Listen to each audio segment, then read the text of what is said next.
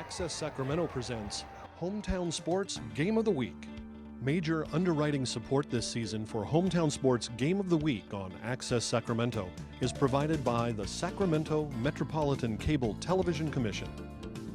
Access Sacramento also thanks Sharif Jewelers, fine jewelers since 1932. Sharif Jewelers, a longtime sponsor of community television. And Folsom Lake Honda, a proud sponsor of Access Sacramento's Hometown TV and Game of the Week, and a partner in our community, Folsom Lake Honda.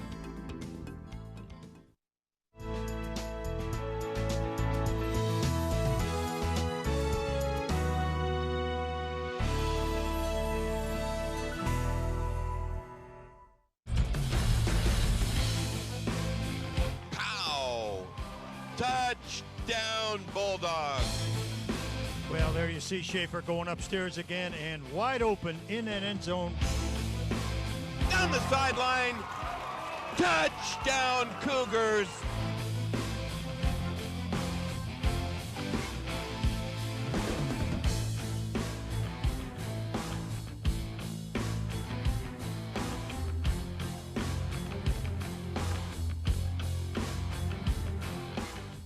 In the midst of continuing summer-like conditions, fall football is underway, and week one action features some dynamite matchups, and it kicks off and jumpstarts the Labor Day holiday weekend. Access Sacramento is on hand to take in and televise one of these hot matchups.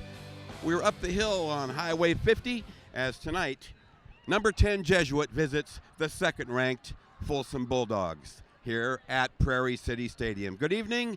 Welcome to the show. I'm Will James, along with the Imperator of Analysis, Jim Domino, and we've got quite a matchup here for you tonight. Visiting Jesuit under fifth-year head coach Marlon Blanton. They're coming off a disappointing season, but they've reloaded, and the talk around the area is they are significantly improved. Very definitely a strong running attack, a much faster team, very physical on defense, and of course a veteran in Brownholtz at the quarterback range. So you see Coach Blanton has opened up his offense, Will, and it's more to defend in just the Veer running game. Well, they come in with some momentum, notching a big victory in week 0, and Rick Stewart will amplify on that when we check in with him. But head coach Chris Richardson of the number 2 Bulldogs, he just seems to have the system that takes care of itself. He's lost another stellar quarterback from a year ago, Jake Jeffrey, but he's got a special young man taking that spot, and the ball club was impressive in their week 0 appearance. Well, they certainly won, led by quarterback Joe Curry, with 6 touchdown passes, burying Coeur d'Alene of Idaho very easily, 55-36. Now, these two teams, since Folsom departed the conference and moved on to the Sierra Foothill, have not played in a few seasons. The last meeting, as we see here, was a couple of seasons ago, and in that last meeting, we can see the graphic here, Folsom in a high-scoring ball game able to prevail. Well, they certainly did, 42-35 in a game where Browning threw 5 touchdown passes to 4 different receivers. Quite a ball game here, and it's been 3 years since. And like we said, Jesuit offense has changed considerably. They're coming in here tonight, hopefully to give a much closer game to Folsom. Well, both teams come in flexing their muscles, coming off impressive week 0 victories. Let's take a look at the last outings, beginning with Jesuit in their new stadium, defending home field in a semi-matinee, you might say, against tough Granite Bay. Well, it was. In terms of semi-matinee, the game started about 4:30. It was still quite warm, and having been out there, certainly Jesuit got off to a very quick start, and Brownholtz put the ball in the air early, and led by a solid running game of Burks and Rutherford, handled a Granite Bay traditionally strong team relatively easy, 28-10. We'll talk about getting off to a quick start. Number 1, quarterback Joe Curry taking the signal caller spot for the Bulldogs. Second play of the game against a tough Idaho ball club. He went upstairs for a 77-yard TD, aerial connection to Stallworth to get them off and running, and again, the big point output.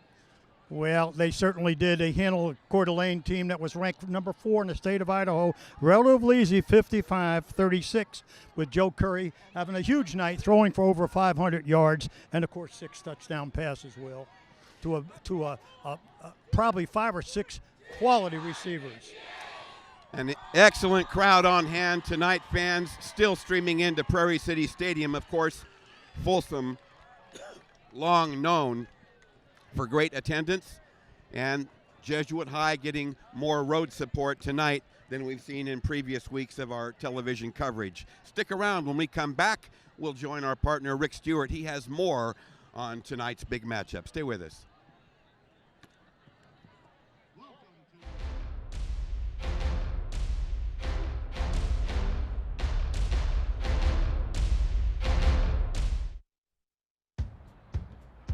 Taught him how to hit a baseball,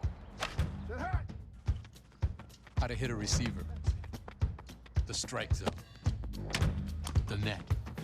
You taught him how to hit the upper corner. You even taught him how to hit the open man. But how much time have you spent teaching him what not to hit?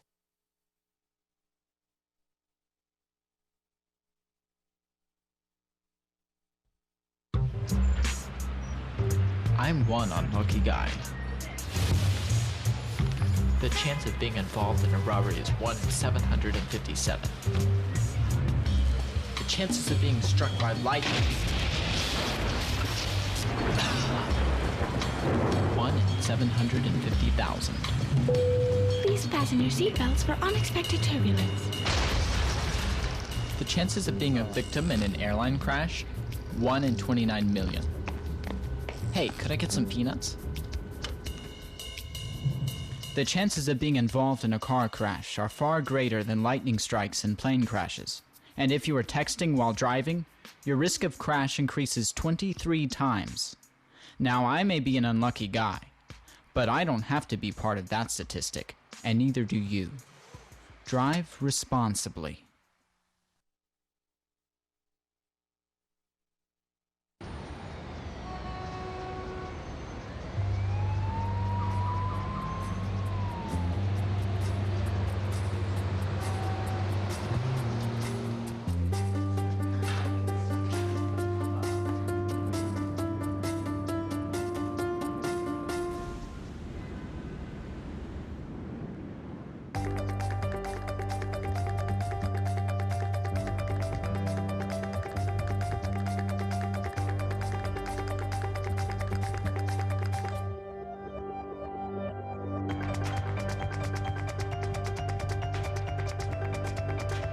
Big dreams and good grades aren't enough to get into college. There are actual steps you need to take. Finding someone who can help is the first and most important. For the next steps, go to knowhowtogo.org.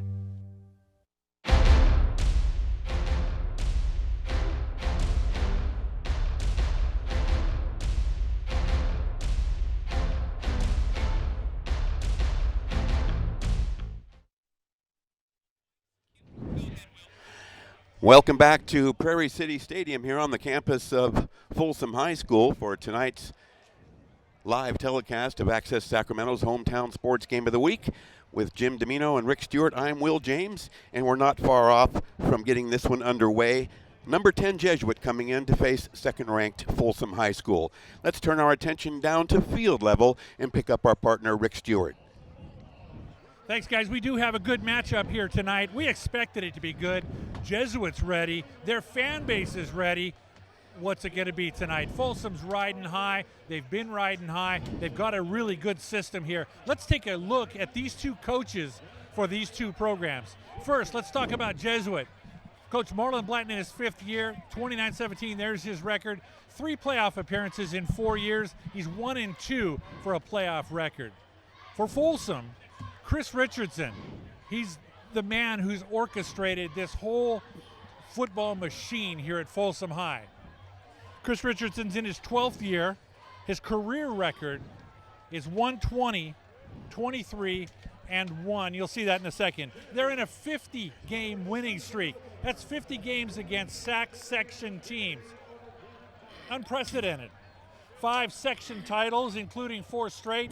That's from 2012 to 2015. And 2 CIF state championships, 2010 and 2014. This is going to be a hot matchup. These are 2 good coaches. They are 2 good programs. We expect some fireworks tonight. Now let's talk about a little bit of the series history. Folsom's 2-0 when it's Blanton versus Richardson. The last one, obviously, we talked about that earlier, 42-35.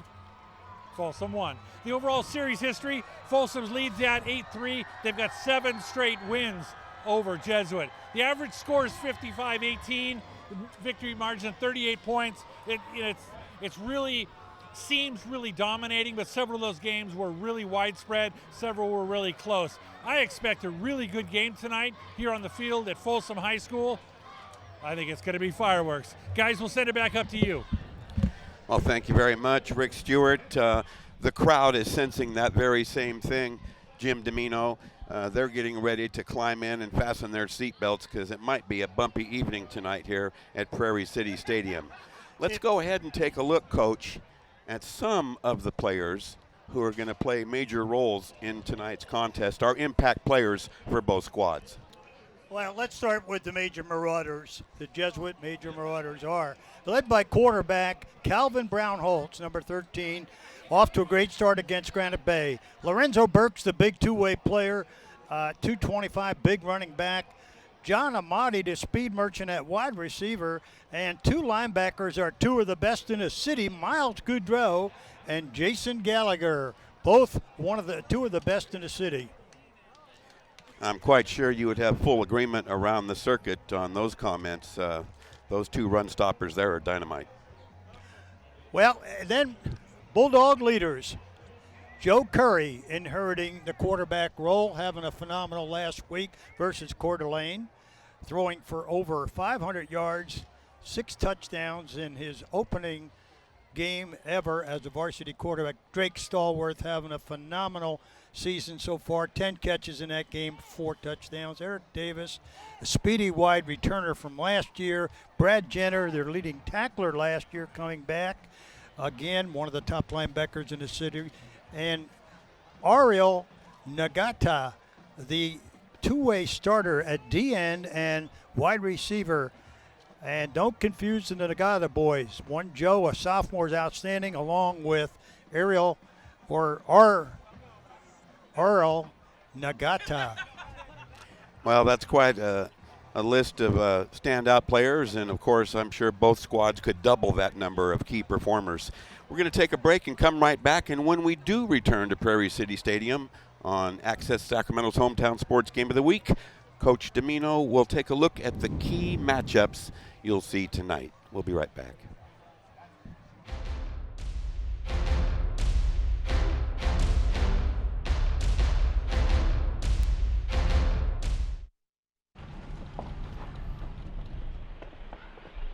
Got a quarter?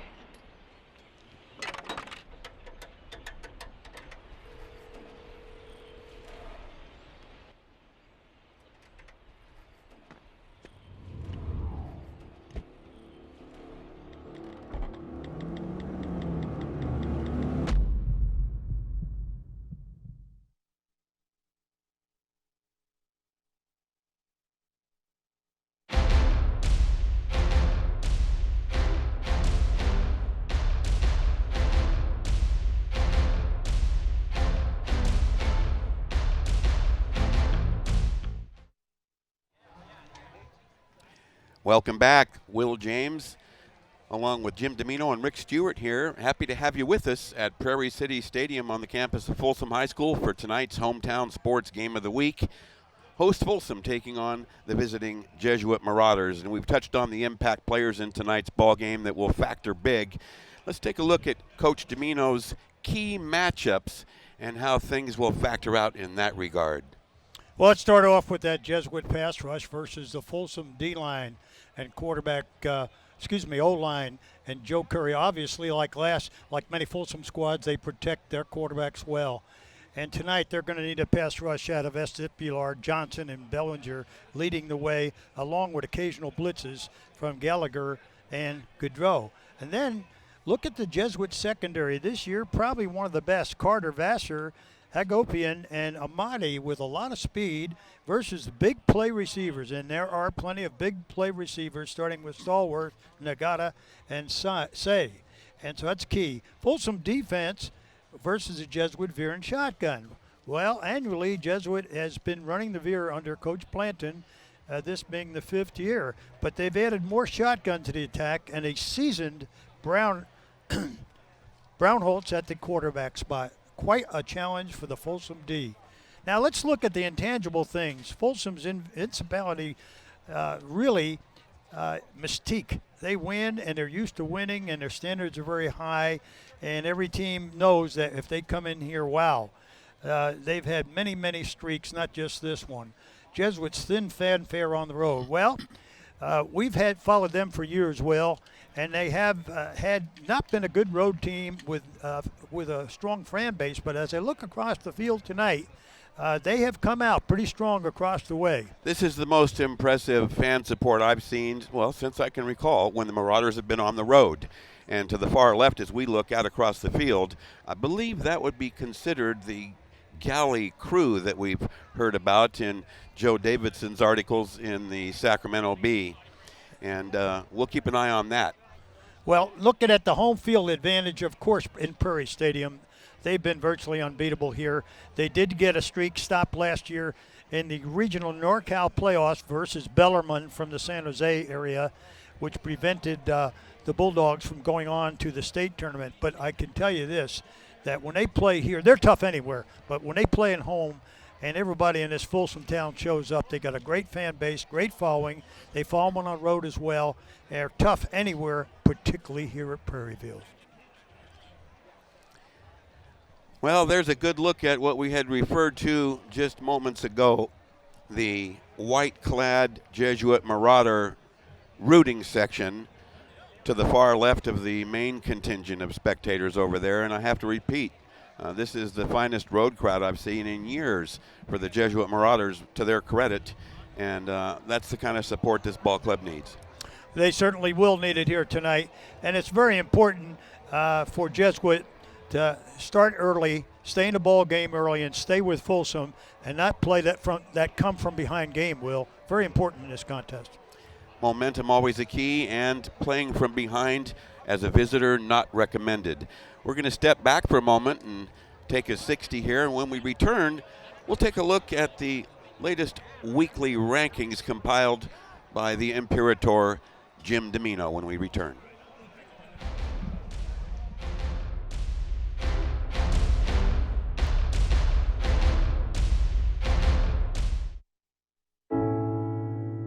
When I was 6, my days were spent playing basketball. When I was 6, my dream was to make it to the NBA. When I was 6, my mom had a stroke. I'm Paul George, and I want you to spot a stroke fast. F, face drooping. A, arm weakness. S, speech difficulty. T, time to call 911. Protect the ones you love. Spot a stroke fast.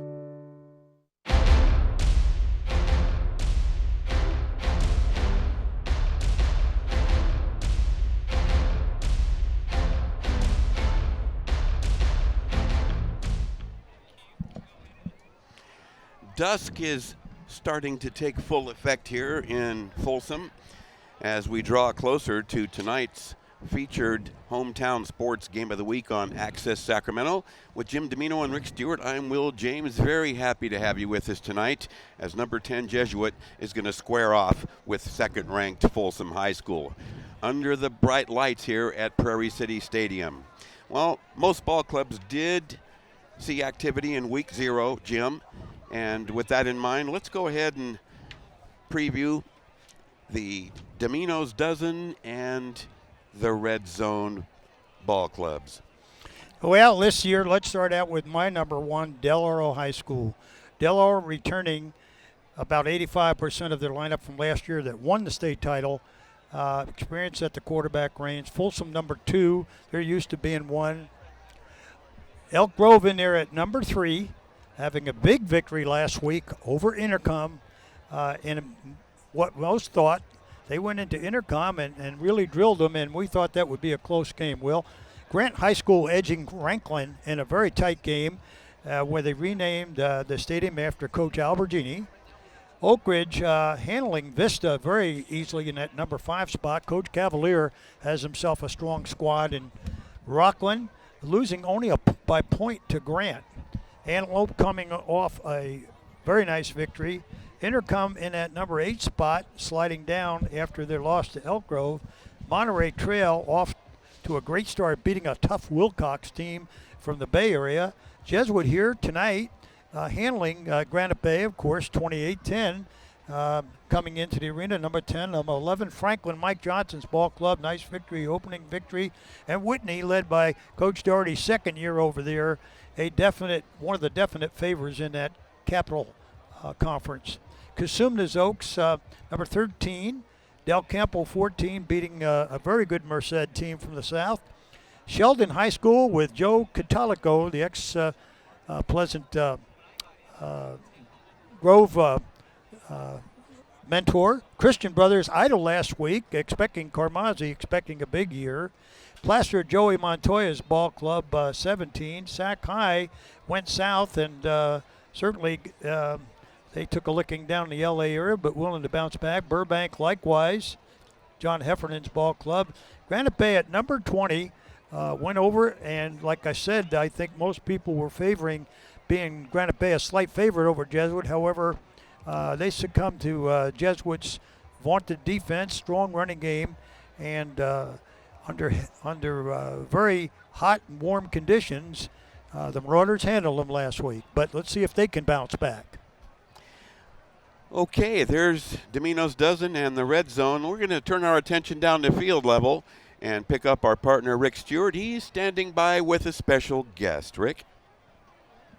All right, we're here with Brian Jacobs. Brian, head referee, Northern California referees? Correct. Okay. Tell me some of the new changes, if there are any this year. Well, there's actually very few changes in the rules, and actually 2 of the 3 changes that they put in for this year have to do with equipment. One was they used to have restrictions on what color the mouthpieces could be, and now they just removed it. They don't care what color the mouthpieces are. I know, it's kind of funny. So like the Olympics, the teeth showing, that's no good? That's okay now. Oh, that's okay. It used to be not okay. Now it's okay. The other is that they've introduced a new organization to when the manufacture of like gloves and equipment, so that they'll allow tags from that new group, SFIA, to have to certify equipment as well, instead of just the NOXI group that has done it for years and years and years.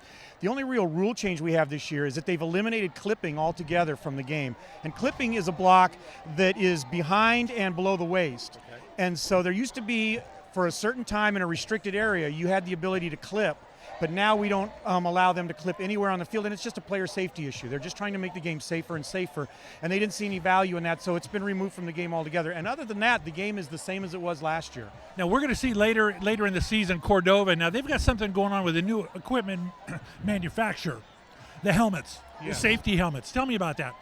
The only thing I really know for sure is I think Cordova had sensors in the helmets where they can gather information about the forces involved with contact. And I think it's just mostly for research. There's not anything they're going to be able to do with it on the field or anything that I know of. I think it's just for information gathering. You looking forward to the game tonight? I'm very much looking forward to the game. Every Friday I look forward to the game.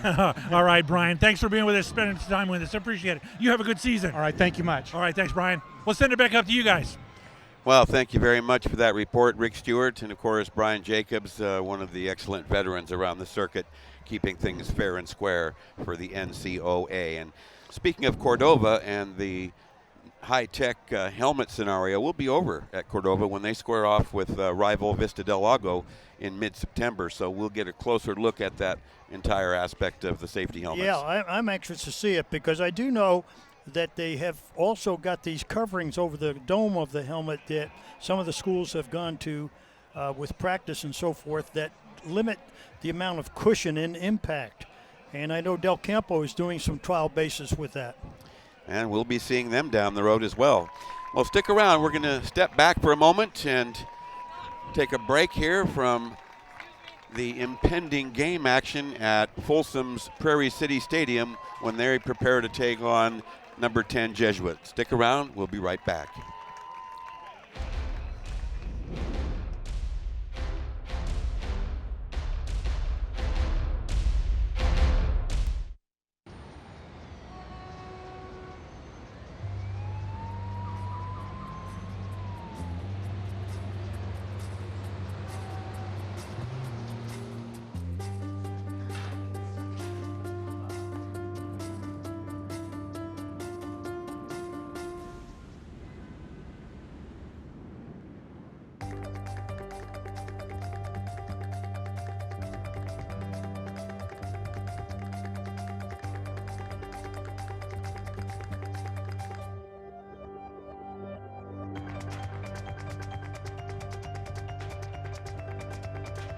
Big dreams and good grades aren't enough to get into college. There are actual steps you need to take. Finding someone who can help is the first and most important. For the next steps, go to knowhowtogo.org.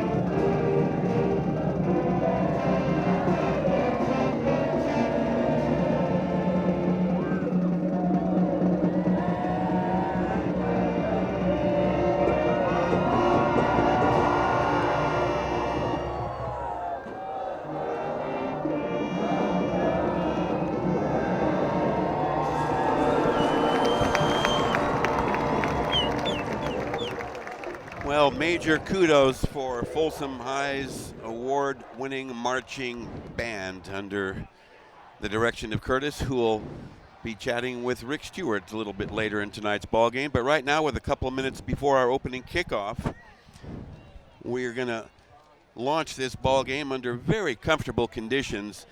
And as we see here by the graphic, calm, clear, ideal. Short sleeve weather, and it would be tough to be uncomfortable in these conditions. So we see co-captains meeting at midfield with our game referees, and we'll identify this quintet assigned to cover this top-notch matchup from the NCOA. Our game referee tonight, as you saw him earlier speaking with Rick Stewart, the excellent Brian Jacobs, and he'll have his crew hopping tonight. He's backed up by umpire Cornell Gathing. The head linesman this evening, Dwayne Straub. Robert Bailey will serve as the line judge, and our back judge tonight, Nathaniel Jacobs. So they're getting the battle lines drawn here clearly, coherently, with full understanding by the co-captains, and those chin straps are going to be snapped on tight right now, Imperator. Well, they are. That's what they're waiting for here. And the rivalry and the fanfare going back and forth from the stands, from the rooting sections of both schools, I'm sure will have trying to get bragging rights back and forth to one another. And this is all part of the great game of football. And it's nice that football season here is once again, and it brings a lot of folks together. And with this valley loaded with great teams and players. There you see Coach. Go ahead, Coach. Chris Richardson, of course, having tremendous success here over the last decade, building up a program that's been nearly invincible, certainly in the last 50 games against Sac Joaquin section ball clubs. And they have been a team of ever-changing colors, ranging from the field itself to their gray uniforms for the traditional royal blue and red patriotic colors, and we like it a lot. Beautiful stadium, beautiful evening, great crowd on hand tonight, and something's got to give. Well, I think they will. As we look down the sidelines here ready for the kickoff, I see Coach Cosby down there talking to that great linebacker, Jenner, number 8. Doug Cosby, of course, the former Dallas Cowboys tight end, and he coached briefly here in Sacramento for the Sac High Dragons. So it'll be Jesuit kicking off from our left to our right, wearing their visiting gold trousers, white jerseys trimmed in crimson, and the gray-clad Folsom Bulldogs will be on the receiving end. Deep to receive, Eric Davis, Jack Say doing the kicking. Calvin Brownholtz, the Jesuit quarterback, he does all the kicking for the Marauders. Kickoffs, PATs, field goals, punt. Boy, this crowd is rocking and ready.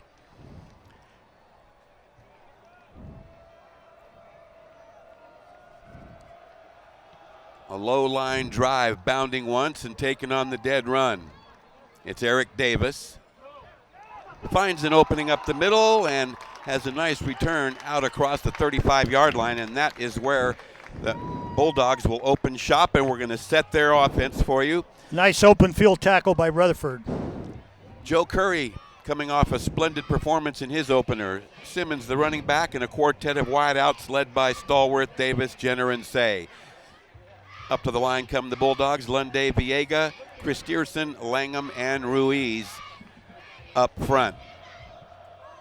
From the 36, 1st and 10, we see some movement, but no encroachment. Curry really taking time getting his ball club in the right formation. Quick shot right side. He's got a hook up. Davis splits 3 defenders and smokes it across the 45, nearly making midfield. First down. They spot the football at the 49. And the Marauder defense down 3, Johnson, Arceo, and Bellinger. Here comes a 1st and 10.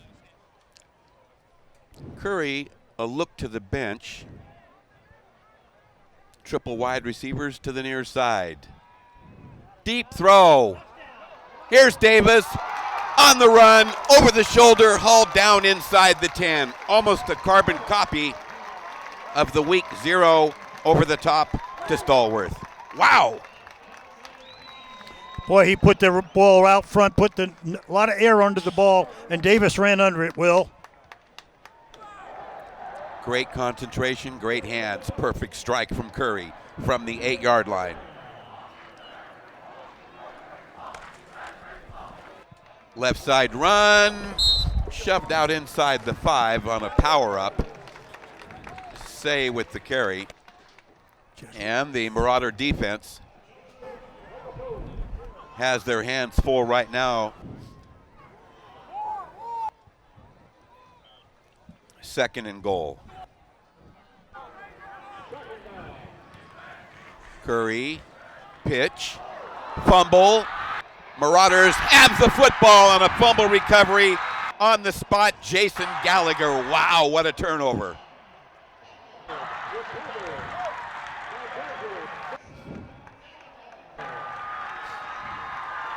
That is what you call dodging a cannonball.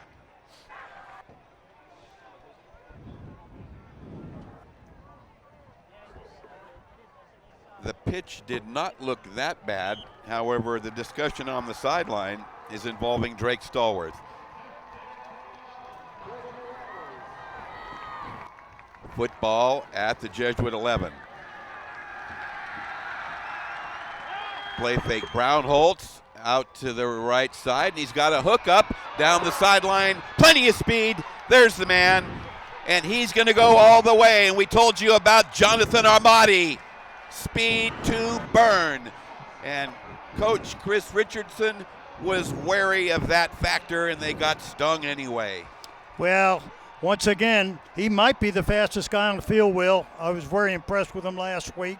And Coach Richardson, I'm sure, told his team all week long they have the speed burners on Jesuit. More speed than in the past. It's the old 49er formula. Short throw, long run. Watch the short throw here. Brown Holtz sets up, 3-step drop, hits Amati in a flap. There's a missed tackle, and now it's a race for the goal line. And Amati is showing that speed, stretching it out. Oh, boy, did he. PAT on the way. Brown Holtz, a bullseye. And at 10:56, early first, the visiting Marauders have really shocked the Bulldogs. They lead it 7-0. We'll be right back.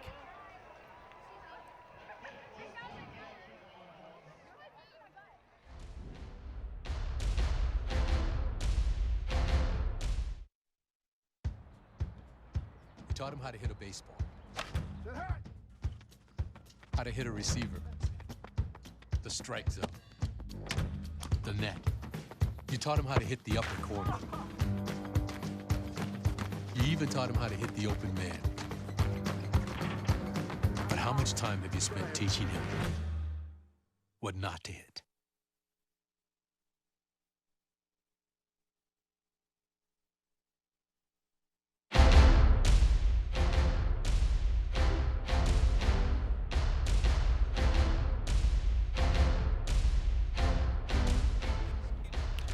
Early shock treatment applied by the visiting Jesuit Marauders. A 79-yard aerial connection. Brown Holtz to Amati. Brown Holtz the PAT and a 7-0 Jesuit lead. They prepare to kick off. Deep to receive. Eric Davis, 21, and Caden Bennett, number 4. 89 yards. Correction on that. Touchback on the bobble. I appreciate that correction from our executive statistician, Mr. Gary Martin. Yeah, arithmetic is always helpful, Gary. I appreciate that. So, Jesuit defense, let's take a look. They got stung early but held on with the turnover. Johnson, Arceo, and Bellinger are the front three. The backers are key in this, especially those middle backers, Gaudreau and Gallagher, and the deep secondary, Thomas, Amati, Carter, and Rutherford.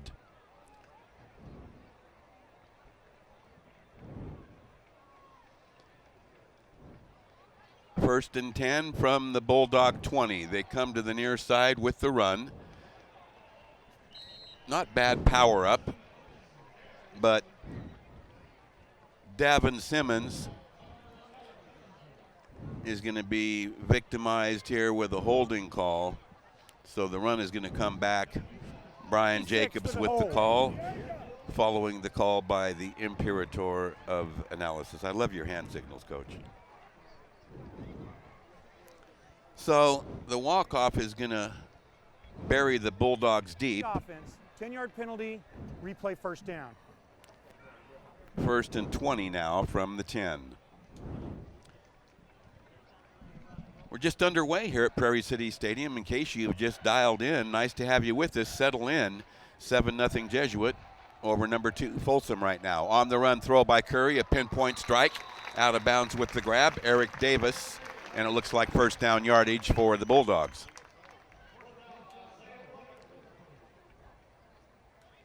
Not quite. Roll it back. Curry very good on this on the run. He does. He throws to me better on the run, particularly going right.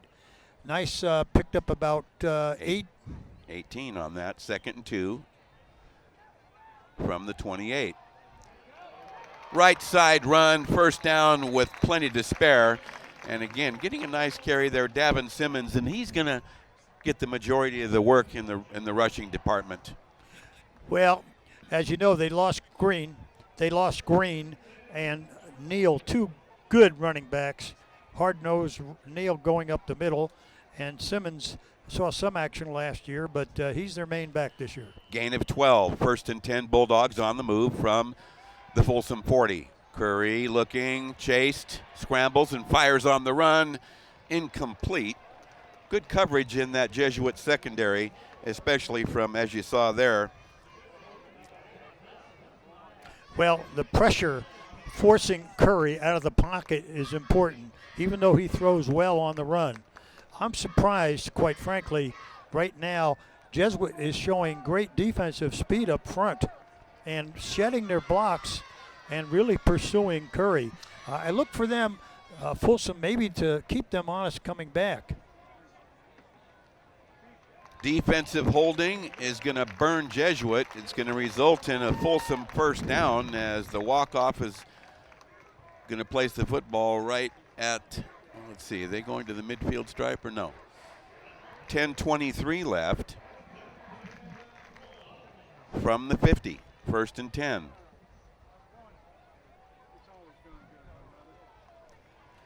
Chris Richardson had talked about how physical the Marauders are up front and their team speed. Curry, a collision in the secondary, no call. Davis getting bumped into by the speedy Amati. Well, I think it was a two-way street, Will. I watched pushing early in the route by Davis. I think they both were using their hands in the route, and that's why the official didn't throw it.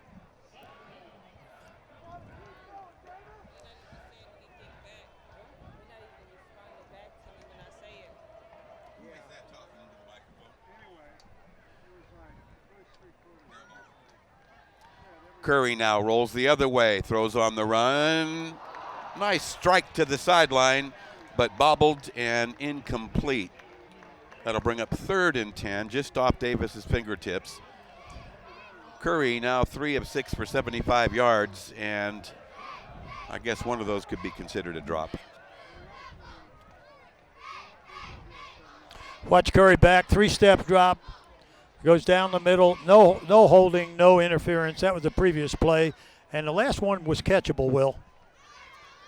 So far, it's been mostly Davis. We haven't seen that much out of Stallworth, number two, who had 10 catches for 4 TDs last week.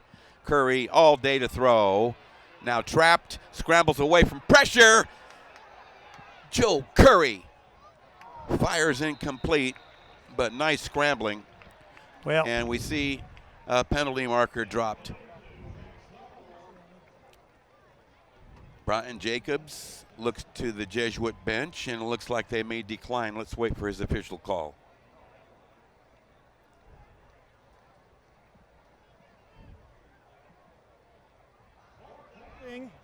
On the offense, that penalty is declined.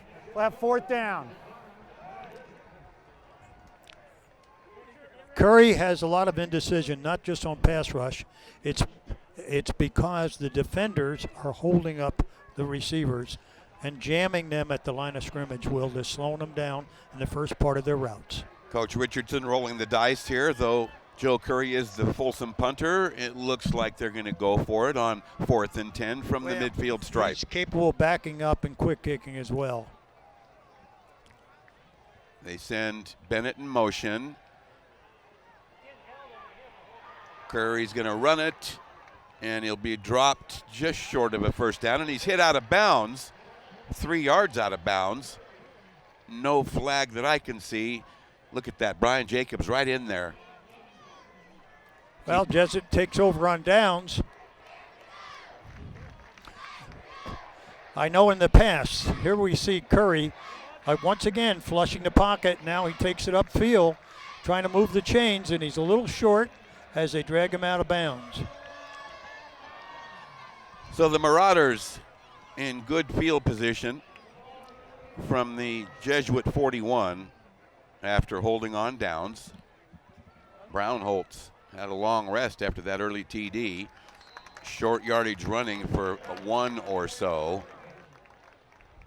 And it looks like number 34, Isaiah Rutherford, with the carry. They give him 1, make it 2nd and 9.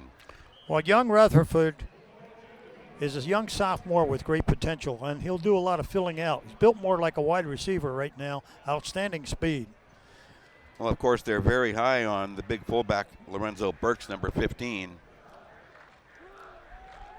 Play fake. Brownholtz running, chased, and throws it away.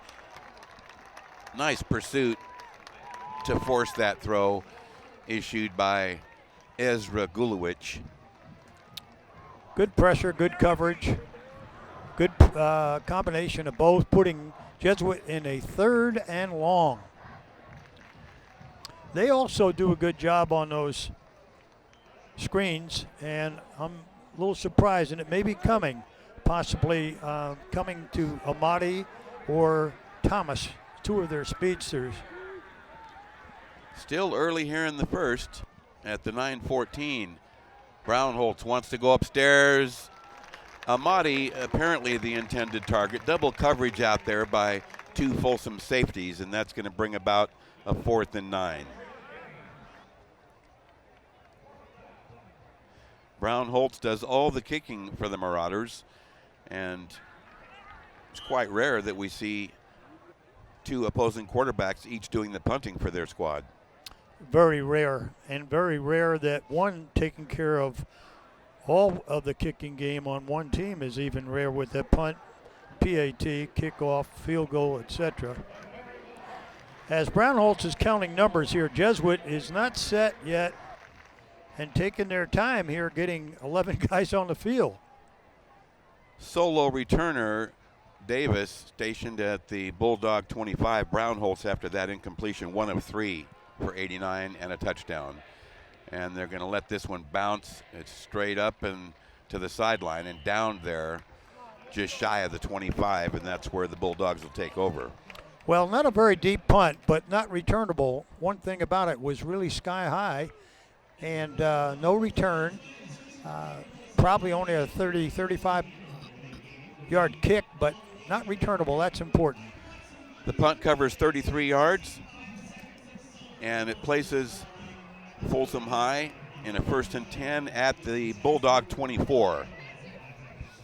I would have to say they're unaccustomed to being on the short end here in the first quarter.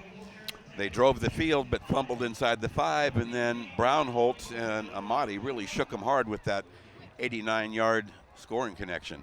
Well, it did, and they got the speed to do it. Up the gut. A fumble recovery. It looked like a strip away. Wow. That was something. What a defensive play there. All right, we need to see the replay. That was a big hit. Camus Carter. Big hit.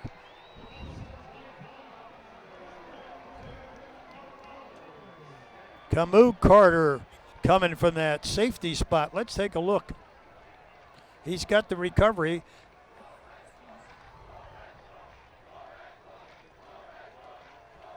Okay, 2 turnovers by Folsom, setting up Jesuit nicely at the 9:02 early second, 1st and 10 from the Bulldog 25. There he is, big time Burks, break it outside, a stiff arm, very aggressive, and a semi-taunt to celebrate his carry. Burks with a big run.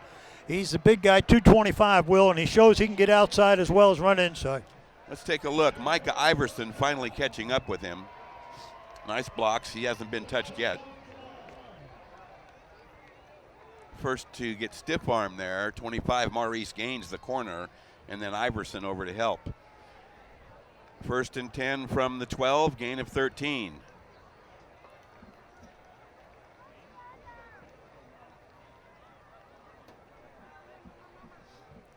Backs are split this time for the Marauders, 8:55. He's going to run it and gets dragged down from behind. Excellent defense there, a shutdown by Cruz Lara. Well, a broken play and not very timely. Cruz Lara from his outside defensive end position with a great play, putting Jesuit in a hole right there. For a moment, Brownholtz, it looked like Brownholtz thought he had some room to scamper, and boy, that closed up fast, didn't it? Yes, Lara was right on him. So they have basically the same formation. Backs are split, double wide left. He keeps, changes direction, and throws to the sideline, incomplete. 3rd and 11.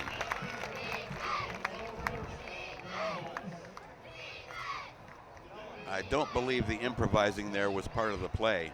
No, if anything, Brownholtz was wisely trying to throw the ball away.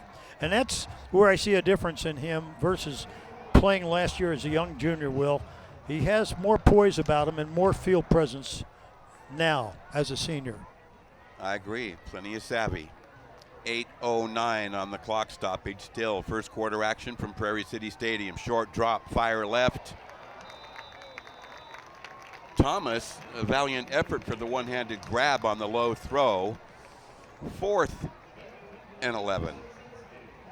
Well, that was a good defensive series for Folsom, really, to turn over the football like that and hold them. And if they can hold them to 3, that's a feather in Folsom's cap. Brown holds on to attempt a field goal from the 30-yard line as we see the big crowd there. Thomas will do the holding. The long snapper, Evan Panson. So it'll be a 30-yarder from the 20. He's got the distance. Wide left.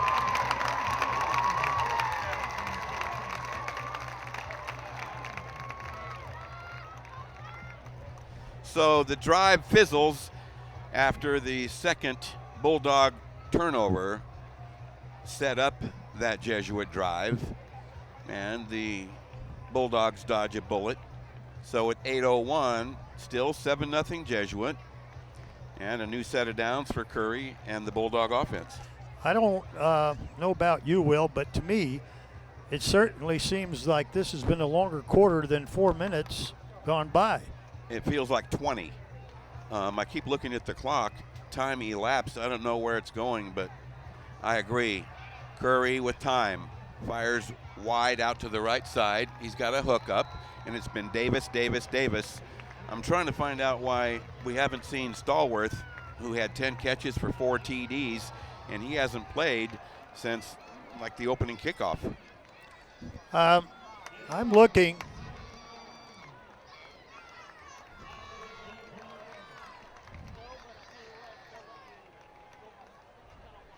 Second and 9 after a gain of just 1 on that pass play. Bulldogs working from their 21. Curry, excellent protection, slides away, chased, and cannot escape. Well, excellent pursuit that time. Again, Gallagher. Well, Gallagher's got, I tell you, they got outstanding linebackers, and then 57 did a tremendous job for them up front. 57 with a lot of pressure. Okay. Alejandro Arceo, number 57. Arceo, right here. Alejandro Arceo, yes. Loss of 10. Football back to the Bulldog 11. You'll see that pursuit, and he wouldn't give up, and the cleanup issued there by Gallagher. Big play here. Big rush. Curry steps out of trouble and fires incomplete to the near sideline.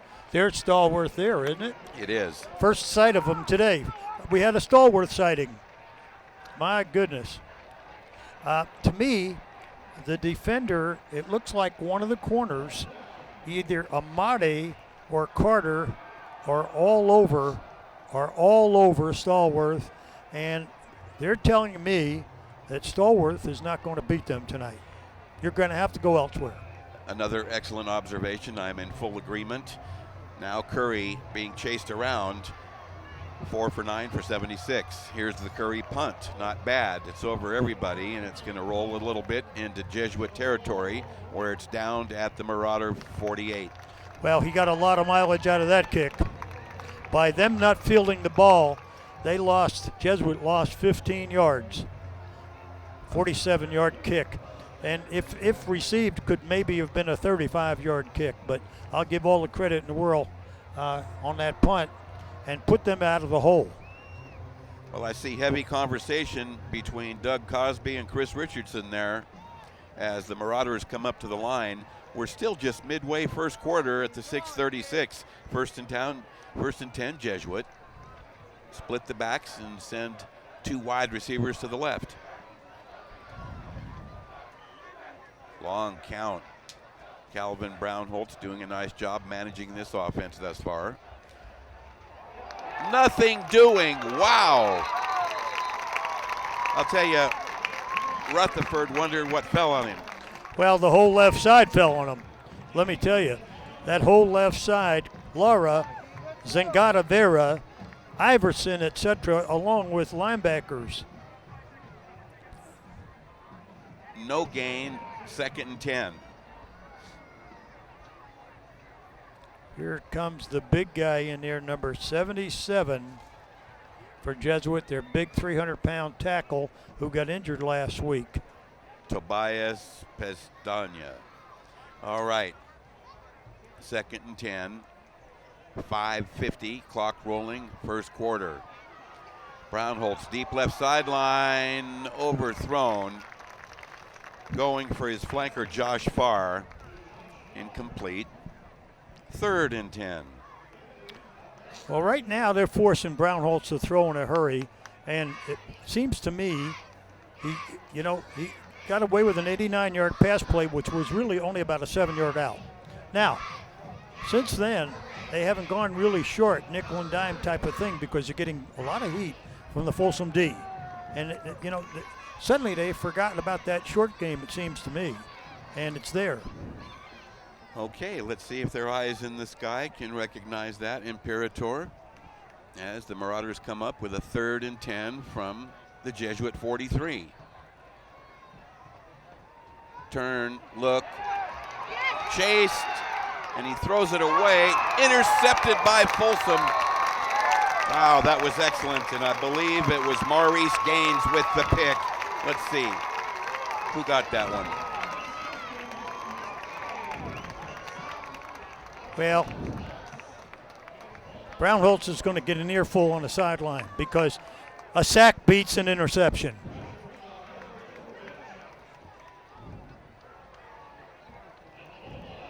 That was Maurice Gaines with the shoestring pick. Nice hands. Sack beats a pick any day of the week, and it's a shame that Brownholtz had to not throw that away. From the Jesuit 36, they run left and get next to nothing. Excellent lateral pursuit by the Marauder defense as they track down Davin Simmons.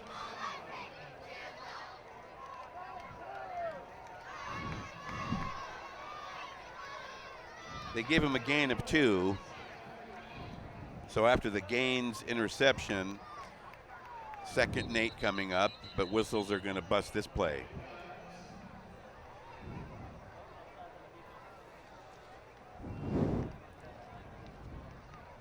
Brian Jacobs and his crew doing a beautiful job managing this game, and we'll get the report from the man wearing the white cap.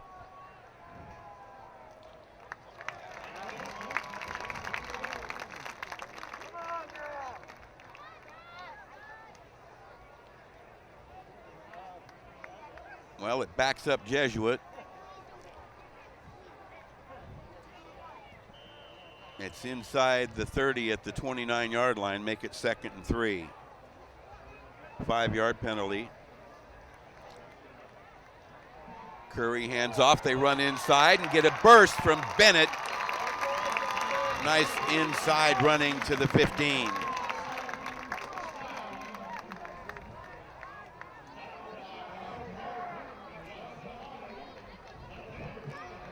So Davin Simmons, the top running back. Let's take another look at nice blocking to open this up. And a penalty is going to wipe this out, I believe, but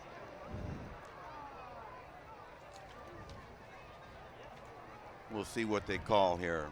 5:02, first quarter apparently winding down a little on a beautiful evening in Fresno. I should say in Folsom. Prairie City Stadium, the site. This is Access Sacramento's hometown sports game of the week. With Jim Domino and Rick Stewart, I'm Will James, and very happy to have you with us tonight in a week 1 matchup of 2 top 10 squads. Jesuit coming in ranked number 10, and the host Bulldogs number 2. Curry over the middle, intercepted, but a flag flies, and we'll see about that. It was intended for Stallworth, and the pick was turned in by 24, Vassar.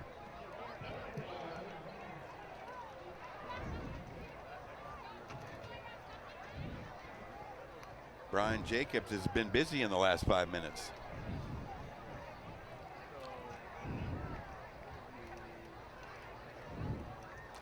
The flag comes at the 4:40 mark. And the call. Holding on the defense. 10-yard penalty results in a first down.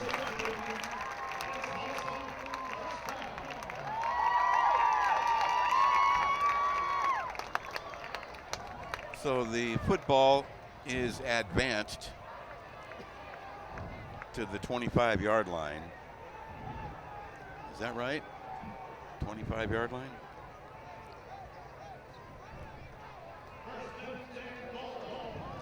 .24, we'll call it. 1st and 10. Bulldogs trying to get out from under a 7-point deficit. Inside running, nice hole, good power, and a slash to about the 17-yard line. Give the carry to Micah Iverson. Big back. Big back, all right. 2nd and 4 from the 18. Gain of 6 on the play. Clock rolling at 4:13, late first. Again, Micah Iverson the carry. He angles right this time and nearly makes the 15. We'll see where they mark him. Big Iverson coming out now. 6 feet, 225, starting on defense, an outstanding down lineman. Micah Iverson, number 32. That's a big running back. It brings up a 3rd and 2. Key play, left side speed, nice hole, first down, and a low tackle overturning the ball carrier there, Rupchuk. But it's a first down and goal to go. All right, watch Vassar come up on this replay. Watch Vassar come up here. Vassar with a nice low shoestring tackle. From the Jesuit 4, first down, and a flag and whistle are going to halt this play. Not the spot on the field where you want to make a mistake. False start on the offense. They had a man in the back. They had a...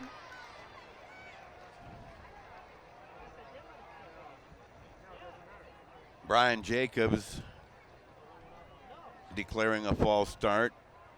The ball moved back. What do you see, Coach? Coach Richardson practically was in the line of scrimmage. He's backing off now. I guess that would indicate he was rather upset. Adamant, demonstrative.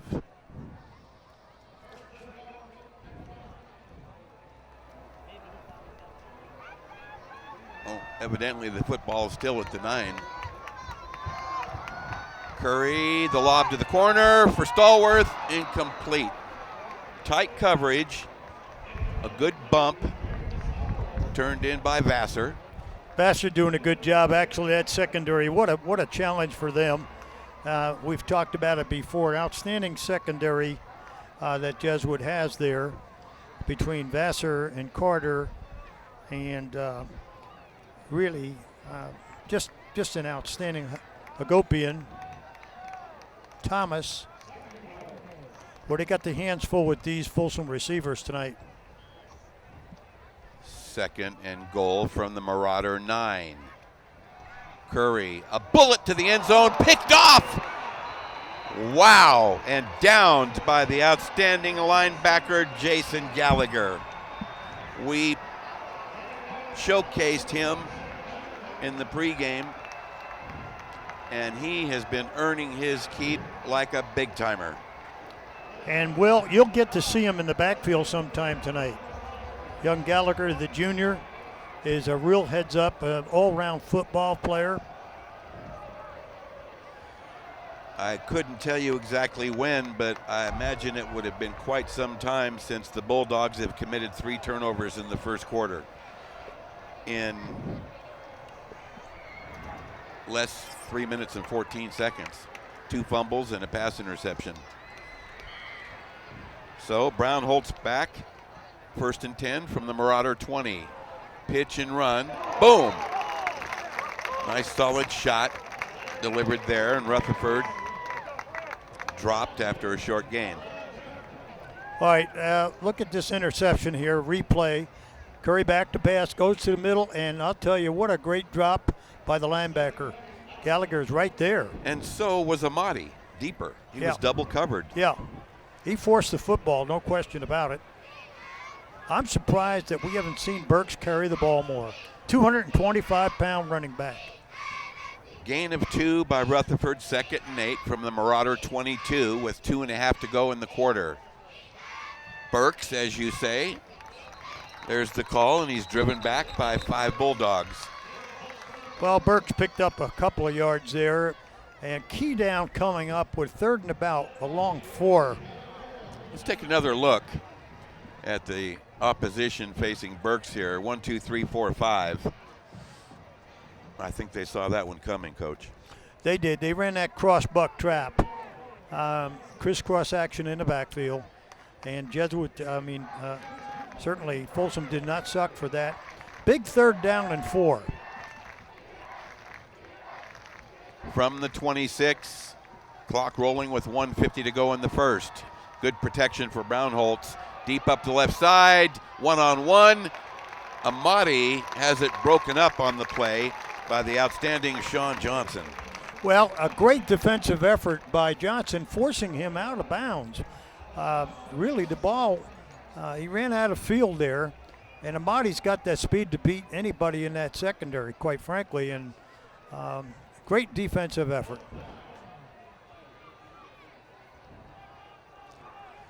So in what I would describe as kind of a wild first quarter, a couple of deep bombs, one by each team, but only one of them cashed in for a TD, and 4 turnovers, 3 by Folsom. That run was stuffed on 4th and 4. I don't understand that. Andrew Holt with the stop, and don't look at me for an explanation. Let's take a look. Did they confuse what down it was? Evidently. So the stuff sets up Folsom almost in the red zone with 1.5 minutes to go. 4th and 4 on your own 22-yard line. 1st and 10 from the Marauder 25. Curry and company with another chance to get on the board here in the first. They were down 7-0. Motion in the backfield. Curry taking his time. Little screen. Davis works it. Dropped after getting inside the 20. Well, that's a good call because they should be going more to those screens. Those bubble screens are wide open because of the pressure on Curry. And they got the speed to do it. Have a look. Bubble right in there. Wide open. Number 21. Gain of 7. 2nd Davis. and 3 from the 18. Left side run. Barreling inside the 15-yard line is hard-working Davin Simmons. And the clock stoppage at 1:03 as they move the chains. First down, Bulldogs. From the 12, less than a minute remaining here in the first quarter.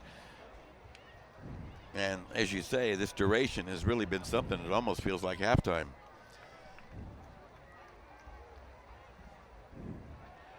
Six carries for 29 yards for Davin Simmons, almost 5 yards a crack. Respectable running. Curry, nowhere to go, but sneaks inside and rambles inside the 5. That's a nice run by Curry. It didn't look like there was a running lane there, but he went against the grain and picked up about 5. A great play by Curry.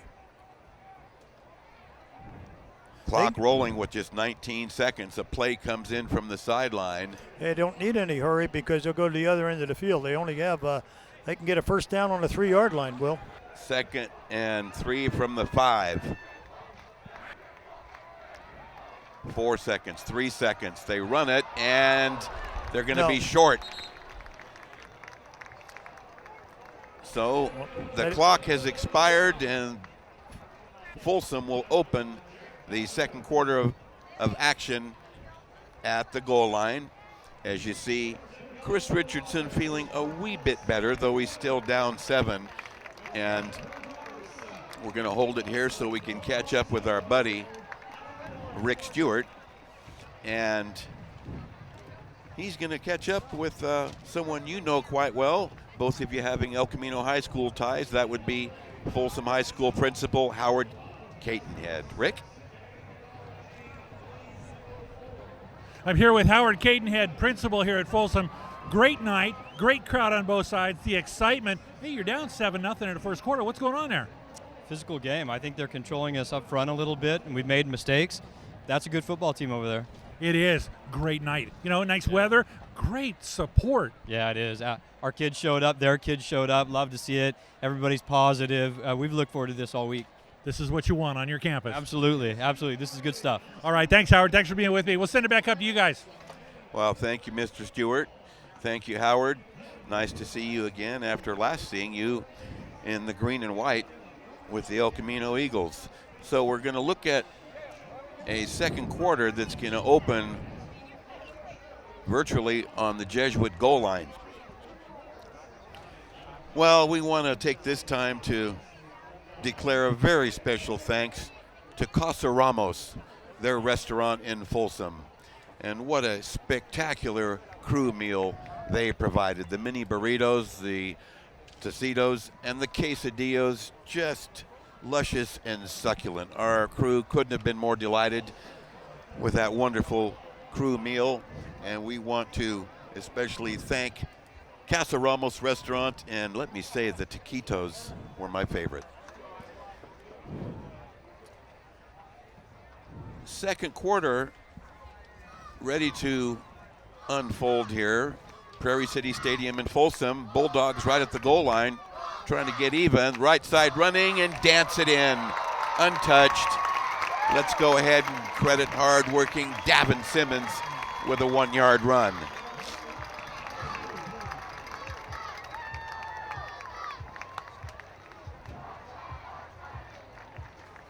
(7-6) now. The deficit's been trimmed to 1. And we'll see what Folsom wants to do here. Troy Calderara is their reliable placement kicker. He wears number 13, and he'll work out of the hold of number 3, Jack Say. Austin Alvarez will do the snapping.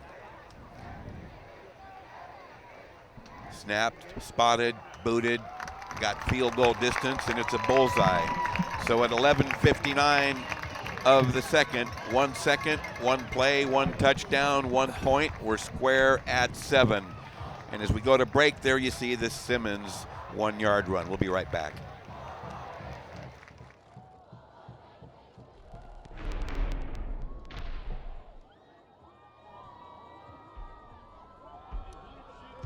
We taught him how to hit a baseball,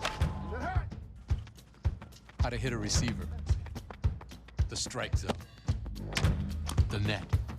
You taught him how to hit the upper corner. You even taught him how to hit the open man. But how much time have you spent teaching him what not to hit?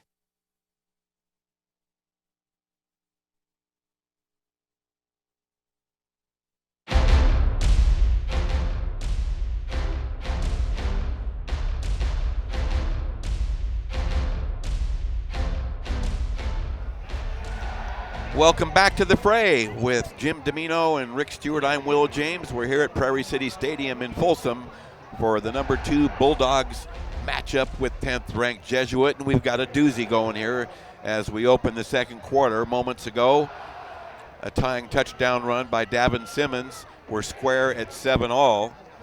The scoring drive, 5 plays, 25 yards. It took 1:38, and it was set up on the 4th down gamble that failed, that the Marauders took. Very, very early in this football game, that people will second guess that one. Fair catch call, Will. Vassar makes the grab at the 25, and that's where the Marauders will open shop. on the pooch that was not returned. So just nearly a full quarter in front of us, 11:57, just a couple of ticks into the quarter. We're tied at 7. I think both clubs right now realize they've made some serious mistakes. Oh, yeah, very definitely. And quite frankly, that had to be one of the longest quarters that I experienced in a long time. I think that set a new world record. Yeah. I think that was a 45-minute quarter. However, we love football, and that's where we're at right now. This is Access Sacramento's hometown sports game of the week. The Marauders now on the attack, having been tied at 7. Brown holds to throw. Pump, pull it back down, and get sacked. Heavy pressure issued. Cruz Lara with the sack. Well, right now there's pressure on Brownholtz and his decision making, and he's got to get the ball out. Okay, you can't just hold on to the football. He's got to get it out. And quite frankly, he's a senior now, and we saw a lot of poise in him last week versus Granite Bay and early in this game. And let's see if he can get back in rhythm. Well, I believe Folsom's changed their defense. Boy, that got stacked and dropped right at the 25-yard line. 2 plays for a loss and not much else to go with it. It's going to bring up 3rd and long. Well, that Folsom front is doing a great job for them. Zagata Vera, Lara, and Micah Iverson is a real stud inside.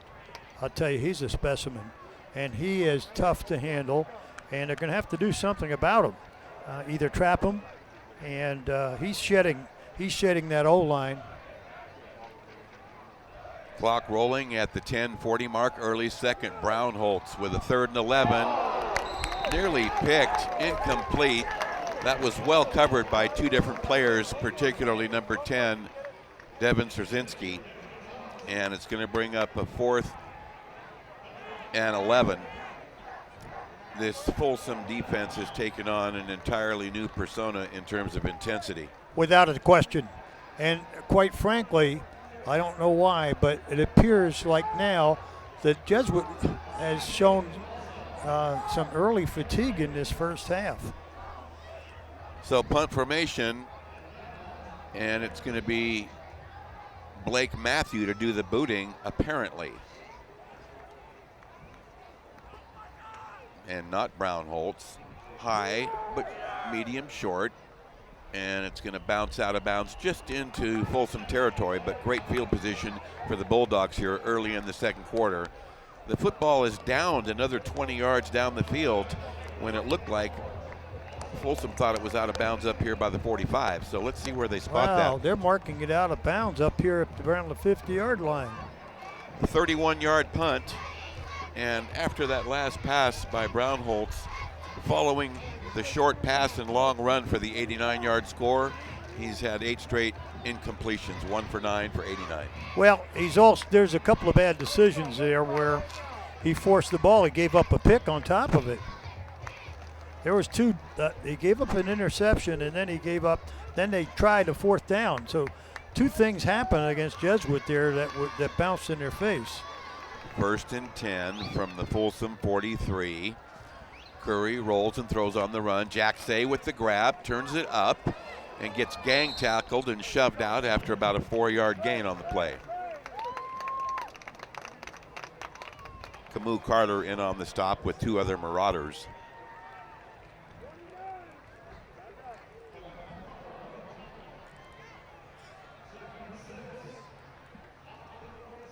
Gain of 4, 2nd and 6. You see Curry rolling out and completing. Double reverse and a pass from Davis. Wide open on the dead run, and this one is going to go the distance.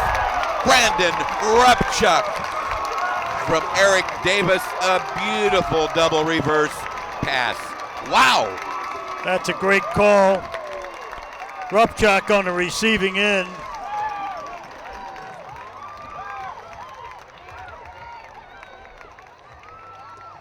That's one for the highlight reel. It's very seldom I see a smoothly run double reverse. 53 yards on the play as the throw was from deep right to Rupchak, total of 53 yards. On for the PAT, Calderara spotted, clean, booted, strong, got it. At 9:40 of the second, 2 quick TDs by the Bulldogs. Here we go, there's the throw. Boy, oh boy, chasing in vain. The secondary. We'll take a break and come right back. So Bulldogs by 7. I don't see anybody's name on it. While they were doing their thing, we slowly changed our lives. Today, women can do anything men can do. And there's one thing we're even better at.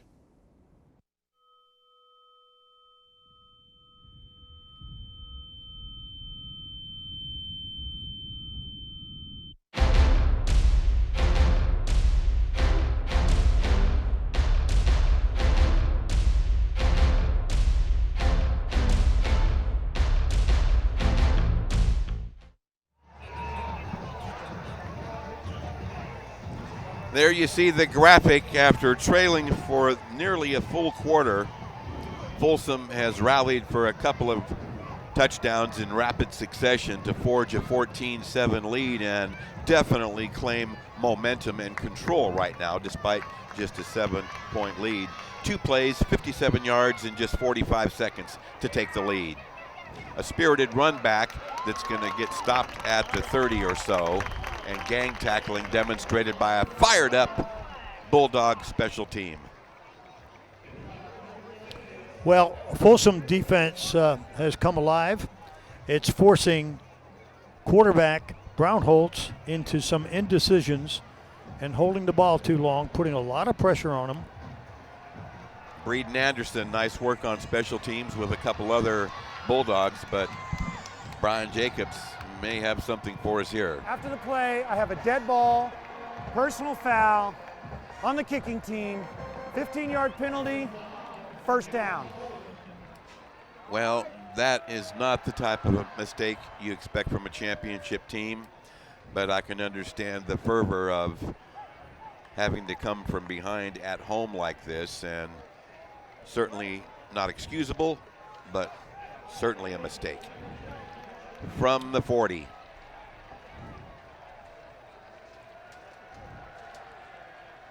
Turn and give. Brownholtz faked the give to Burks and kept it himself and runs for nearly 10. And a flag comes out over there.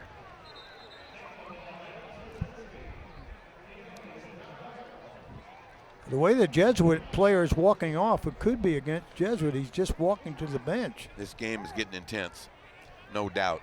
It was intense before the teams arrived here today. Okay, Brian. Dead ball, personal foul on the defense, 15-yard penalty, first down. Back-to-back personal fouls on consecutive plays by the Folsom Bulldogs, and they have just given Jesuit, 30 yards in field position? Well, yeah, and you know, it's time for Brownholtz to get into rhythm, quite frankly, because the Jesuit Folsom is leading the way up front. That didn't work. He may have gotten part of a yard out of that. They did not go for the pitch fake on first down from the 36. Well, right now, the Folsom defense is winning the war up front, and it's quite obvious.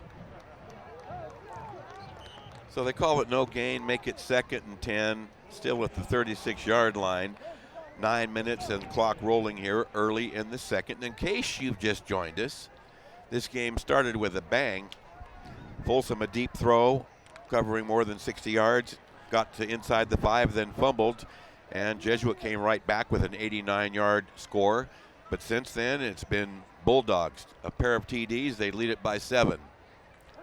Straight drop back, a wind up and a fire to the corner.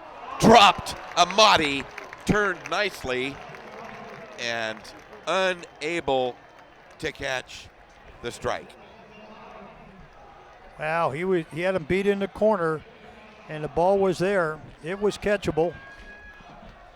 We could have had a tie ball game on our hands. He adjusted very nicely. It was obvious the throw was behind him. Let's look at that. He did a half turn and adjusted beautifully. Well, I can understand why Brownholtz put the ball away from the defender. And yes, Amadi had to reach back. But you know, if you don't put it in front, Burks unable to get away from 3 Bulldogs. Tucker Dunbar, 72, leading that charge.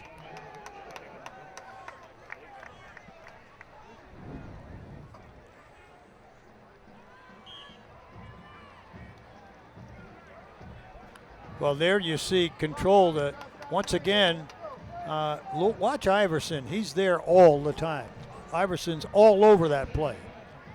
Burks used sparingly, 3 carries for 17 yards thus far. 4th and 10 from the 36. Brownholtz deep left side. Overthrown. That was a peculiar play. Evan Panson, the intended receiver. Well, I don't know if the replay showed, but there was definitely holding on the 20-yard line. Brownholtz not real happy about the way that play turned out. I know. Having a word with Panson after returning to the sideline.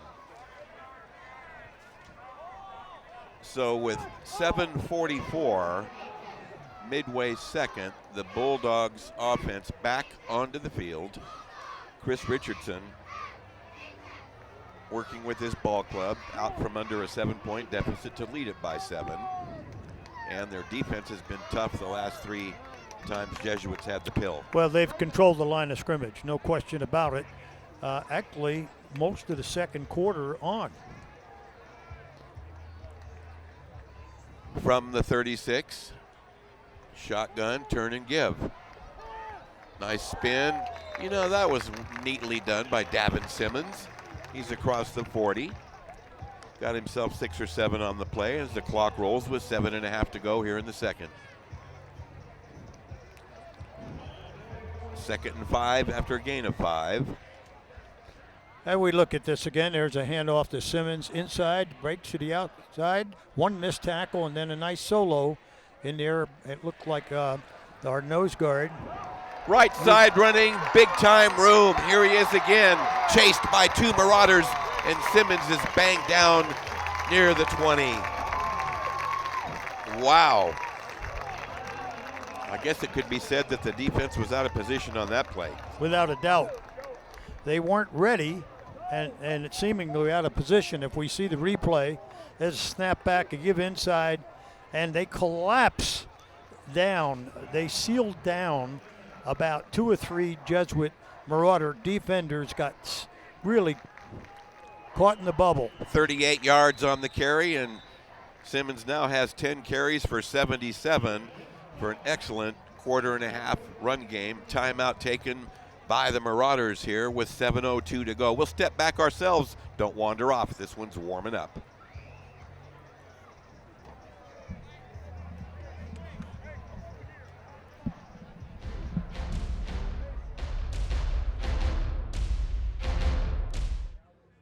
Why is my son having trouble in school?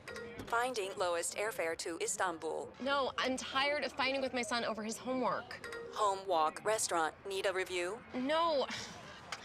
He's smart, but his mind wanders. 7 wonders of the world. Why don't you understand me? I do. I was trying to show how Connor feels every day. Redirecting to understood.org. Join parents and experts at understood.org, a free online resource about learning and attention issues to help your child thrive.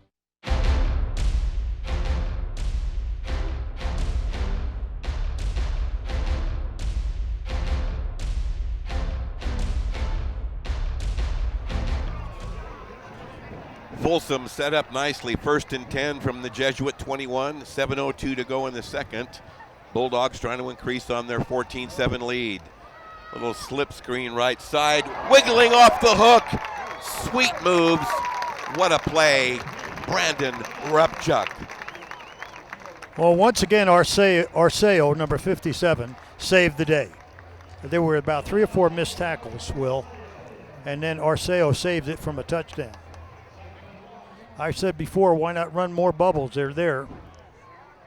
From the 13, a 2nd and 2 after that excellent play. Curry hands off. The fake works to perfection, and Rupchuk dances in virtually untouched. Wow! Oh, I got to see a replay on that one.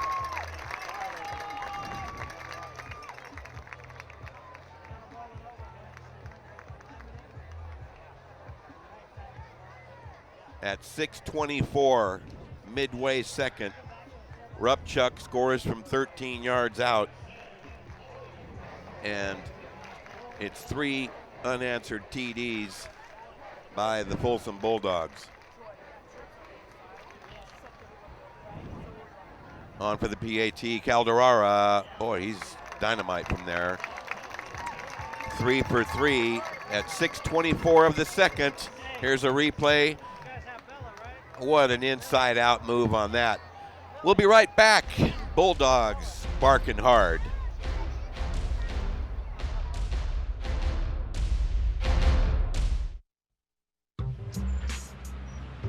I'm one unlucky guy. The chance of being involved in a robbery is 1 in 757. The chances of being struck by lightning 1 in 750,000. Please fasten your seatbelts for unexpected turbulence. The chances of being a victim in an airline crash, 1 in 29 million. Hey, could I get some peanuts? The chances of being involved in a car crash are far greater than lightning strikes and plane crashes. And if you are texting while driving, your risk of crash increases 23 times.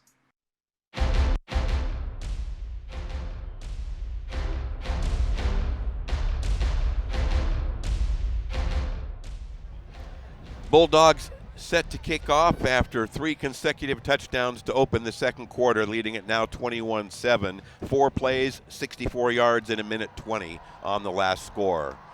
Kickoff bobbled outside the 5. Rutherford runs into a tackler crossing the 20, and that's where the Marauders will open shop with average field position. Boy, oh boy, that's been 3 impressive drives, and Coach Richardson certainly feeling better about things right now. His team has definitely settled down and playing Folsom type football. Very definitely. Yep, they look like their old self.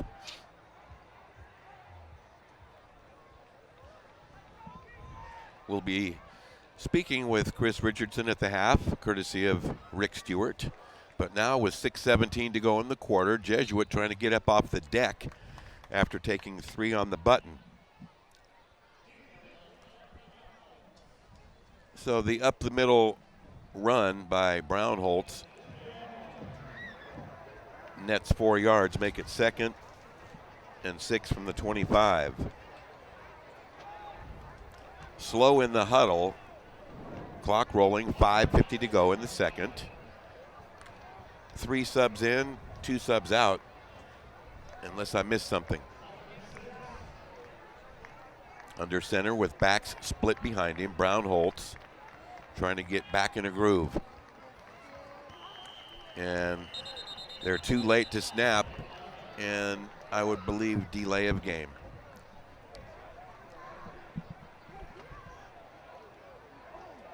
Delay a game on the offense, 5-yard penalty, remains 2nd down.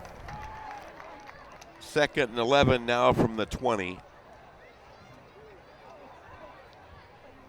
And your observation earlier is starting to look clear as far as maybe some second quarter fatigue here the Marauders are trying to fight off.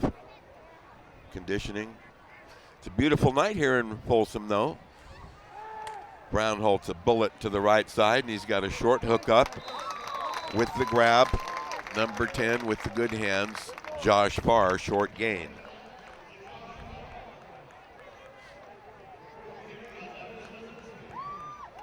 They spot the football at the 21, gain of 1. back to 3rd and 10.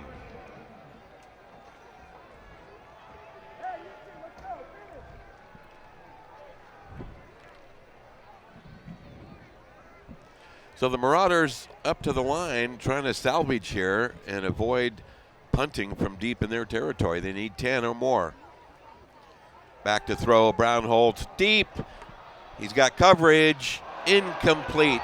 And a flag is going to come out. I'm not sure the ball was catchable. Defending on the play, Sean Johnson, 26. And Brian Jacobs will give us the call.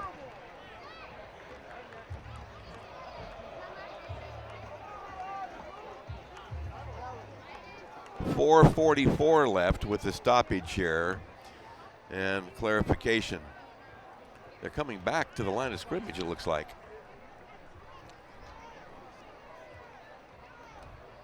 What do you see, Coach? Pass interference on the defense, 15-yard penalty. That results in a first down. So they parked the football at the 36. It's essentially a 15-yard gain, 1st and 10.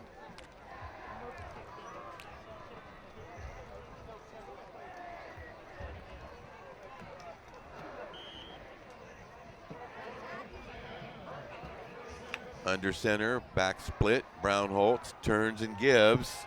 The big back Burks around the corner. Sideline speed. Nice pursuit from behind to make the tackle there. In fact, that was more than nice. That was excellent. Keone Zagatavera trailing the play. First down, Marauders. As the clock stops to move the chains with 4.5 to go. It's at the Folsom 30. Nice crossing action, cross-buck trap with Burks carrying the ball. 34 yards on the play. Second longest play of the night. Rutherford, another carry as the clock rolls at the 4:05. Short yardage, 2nd and 9.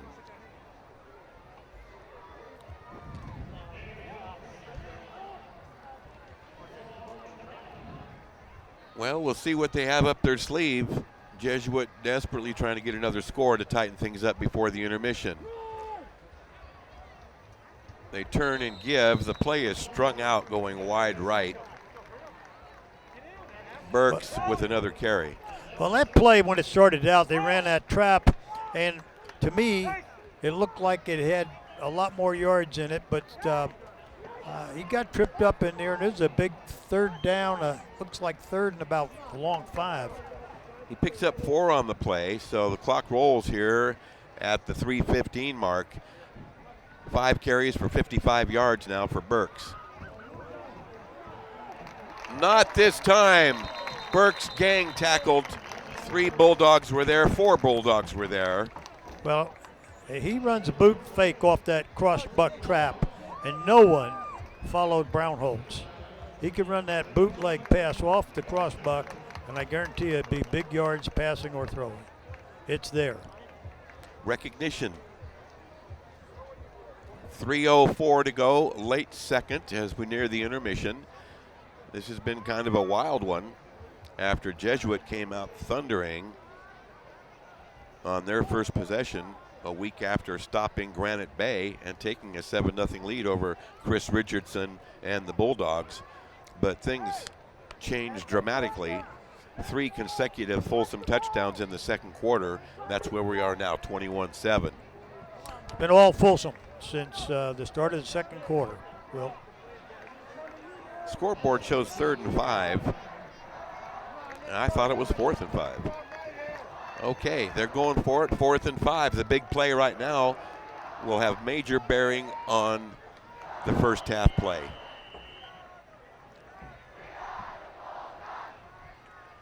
Short drop, fire right, hook up and a first down. Thomas with the grab, and he spins forward for a few more. I like the call. He runs that 8-yard hitch, and he's got to get it out from under in 2 seconds. Well, that's the kind of rhythm he's got to get into. Last week, Thomas had 4 catches for 68 yards and a TD in the win over Granite Bay. Well, he's got the receivers there, and if he runs that 3-step drop, he can run those short routes. 1st and 10 from the Bulldogs 16, 2:45 to go in the half. Brown Holtz keeps it and wiggles inside the 15. He picked up a couple, Will, but the pitch was also open. He looked at the pitch, and he could have pitched the ball as well, but he did pick up about 3.5 on that. Key series for Jesuit to stay in this football game, Will. Actually, they give him 5, bringing up 2nd and 5 from the 11, and you're right about that, Coach.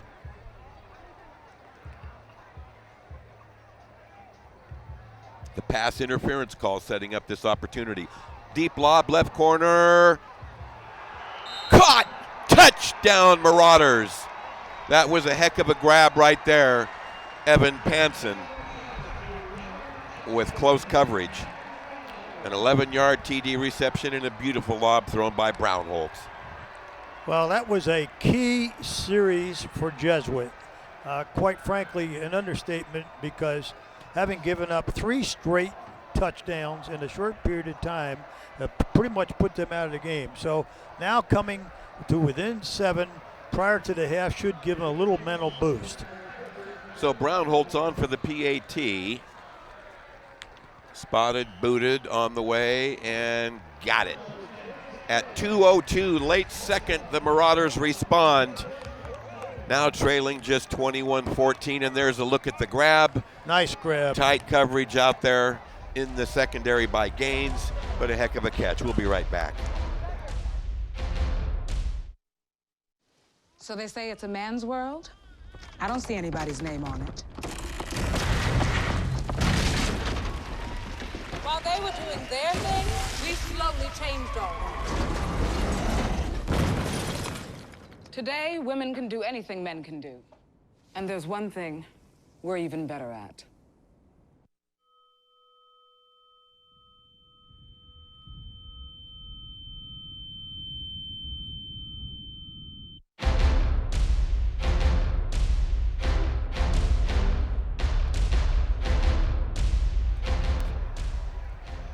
The Marauders lining up to kick off after going 79 yards in 10 plays, covering 4 minutes, 22 seconds to get their second touchdown. The big play was the pass interference of about 50 yards that was turned into a major penalty and a first down.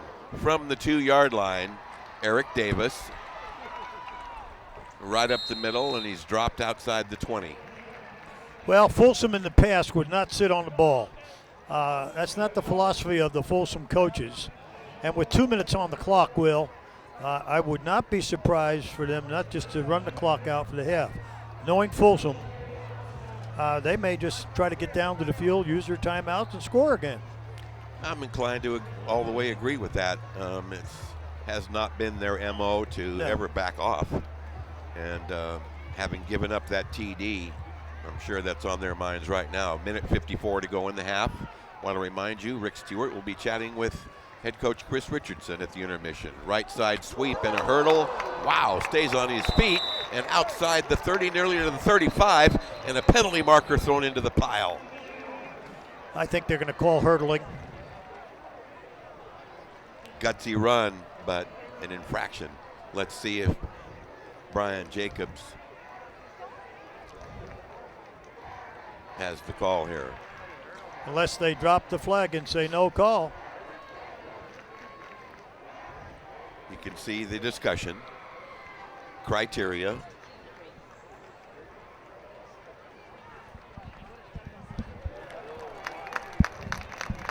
They pick up the flag, no penalty. As you said.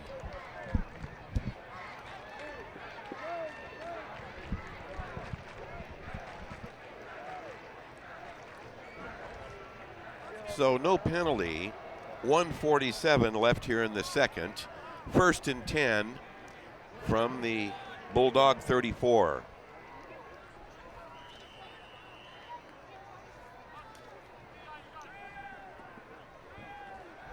Curry with plenty of time. Throws a lob over the middle. He got a man wide open. Caught in traffic nearly to the 30-yard line. Wow, Brad Jenner with the good hands, and Curry spotted him late and threw a strike. Big play.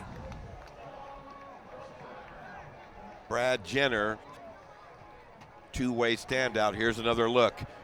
Curry looks to two all different day directions. to throw. Wide open. Beats the safeties. So they spotted at the 32-yard line. Right side running, big time room. Rupchuk, zigzag, stop and go to the goal line. Touchdown Bulldogs from 32 yards out. Wow. I don't know who called that play from upstairs, but Brandon Rupchuk turned it out.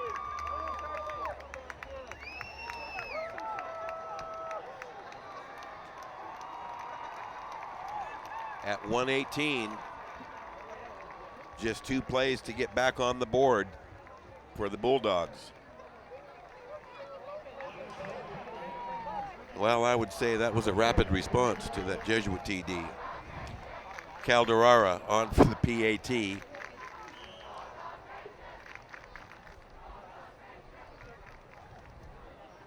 Jacksay to do the hold. Booted. Got it. Let's take a look at the TD before we break away with 1:18 left.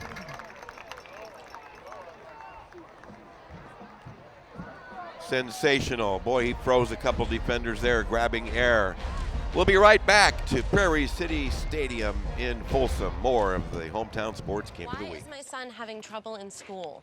Finding lowest airfare to Istanbul. No, I'm tired of fighting with my son over his homework. Home Walk Restaurant. Need a review? No. He's smart, but his mind wanders. 7 wonders of the world. Why don't you understand me? I do. I was trying to show how Connor feels every day. Redirecting to understood.org. Join parents and experts at understood.org, a free online resource about learning and attention issues to help your child thrive.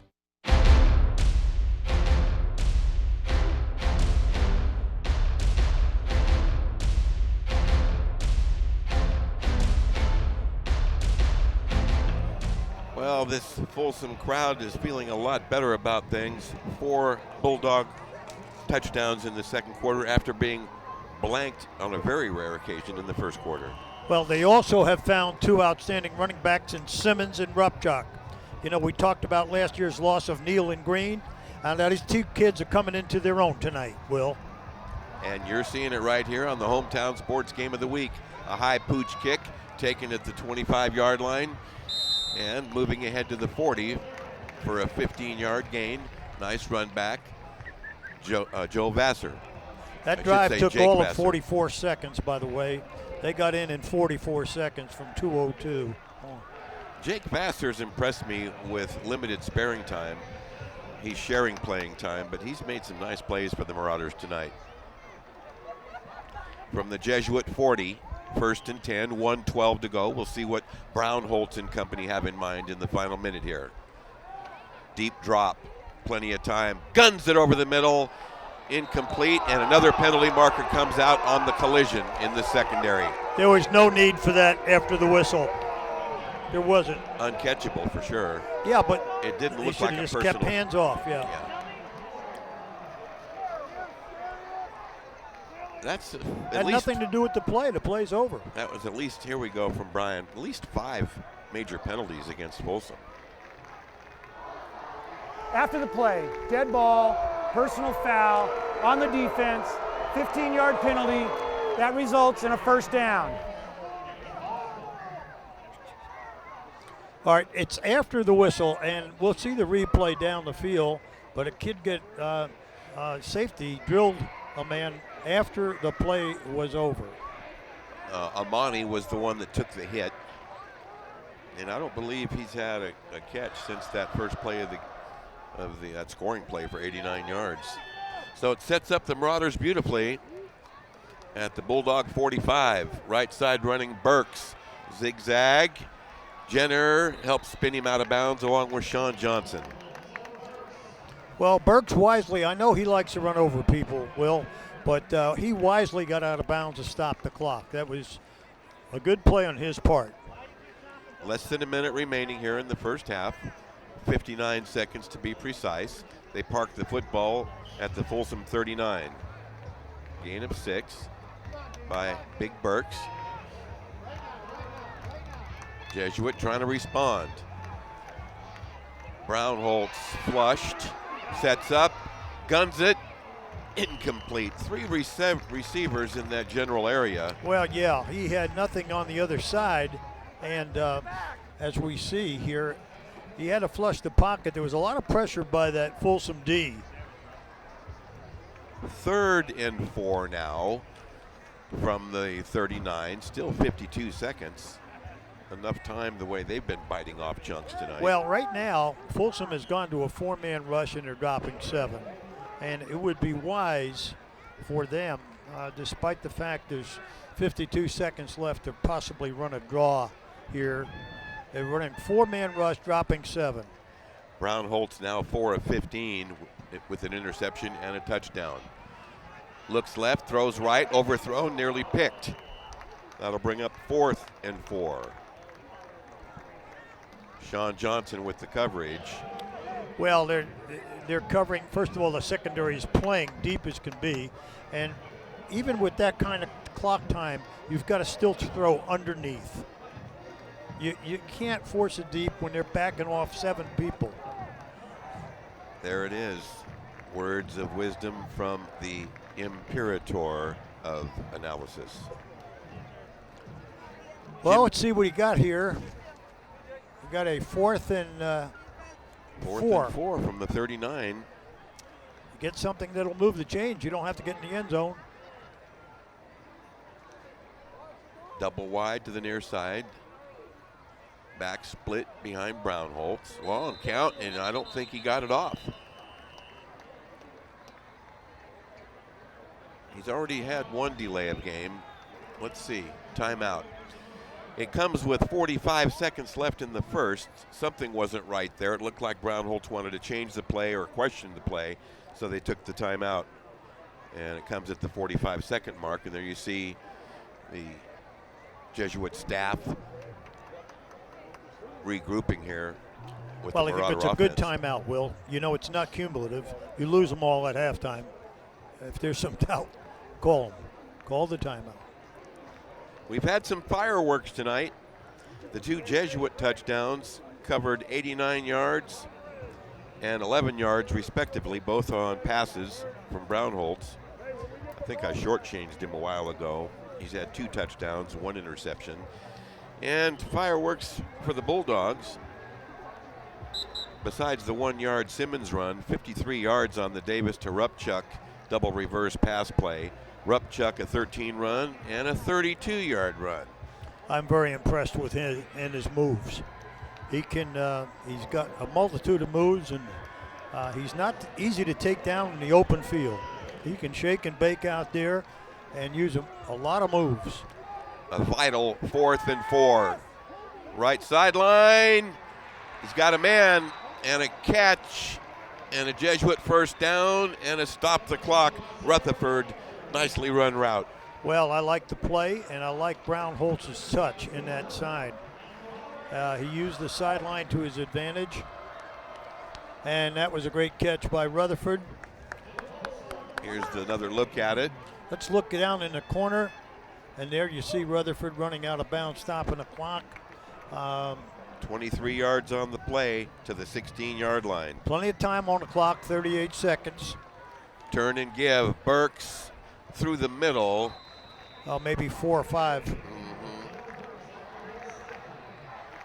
Clock rolling with 28 seconds to go. That was a very nice play drawn up on the timeout to pick up the first down. They're going to have to hustle now. 20 seconds to go. There you see the split backs. And whistles are going to stop play here. Folsom's got too many people on the field. There's 2 of them that tried to get off the field on a late substitution. And that's why Richardson alertly called timeout. It was a good timeout. So they freeze the clock with 18 seconds to go. A 2nd and 6 upcoming for Jesuit from the Bulldog 12. We'll keep it right here. With just 18 seconds, apparently time for a couple plays from that distance, the 12. What do you see, Coach? Well, right now they can't go to the half without putting at least 3 on, and he's got try to go to the end zone. He can get a first down on the 7, okay? And the question is, does he have another timeout left? Appears that he does, and he's got to use this wisely. If he moves the chains, he doesn't need a timeout, or he gets an out-of-bounds pass completion. But if he doesn't, he's got to quickly get a timeout. Well, Jesuit has been making statements since this early season has begun, and here's a point in time where they need to make another. Brown Holtz quickly back, keeps it, runs it, and drilled near the 5. Well, and a penalty marker flies. Woo! A shot. He's going to get half the face. distance to the goal line. He's going to be down on about the. He's going to be around the 1.5 2-yard line. 10 seconds showing. I think that's like 6 personal fouls now on Folsom tonight. And Brian Jacobs will let us know. Contact on the defense, half the distance to the goal, first down. Okay, let's take another look. Here, watch Brown Holtz go up the middle, and right there, bam, the second one wasn't really necessary because he was already on his way down. So they place it. Well, Jesuit calls another time. They know how important this opportunity is. And I'll tell you, the way this game has flip-flopped has kept both sides uneasy tonight. Well, what it does, it's both quarterbacks, when they're in rhythm, they're very, very tough. They've got outstanding receivers, etc. And there for a while, you know, Brown Holtz was out of rhythm in the second quarter and really showed it. And then I have to give him credit. The last 5-6 minutes of this quarter, he's come back. What has impressed me about his mechanics is how quickly he gets to the drop. When he comes out from the center, he gets back so fast. I just think that allows him a greater opportunity to see the field. Well, as we stated earlier, much more mature and better than last year by far. Okay, 1st and goal from the 2. There you see the split backs. Burks powers up, touchdown Marauders.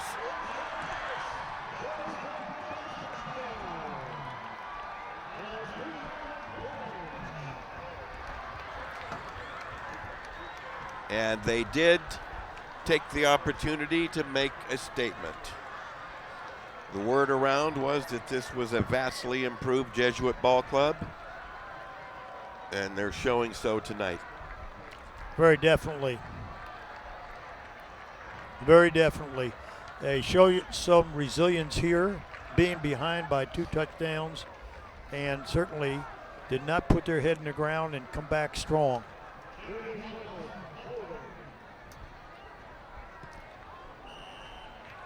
On the money for the PAT.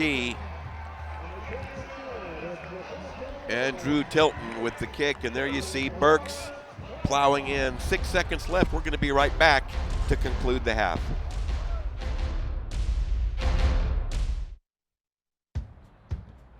You taught him how to hit a baseball, how to hit a receiver, the strike zone, the net. You taught him how to hit the upper corner. You even taught him how to hit the open man. But how much time have you spent teaching him what not to hit?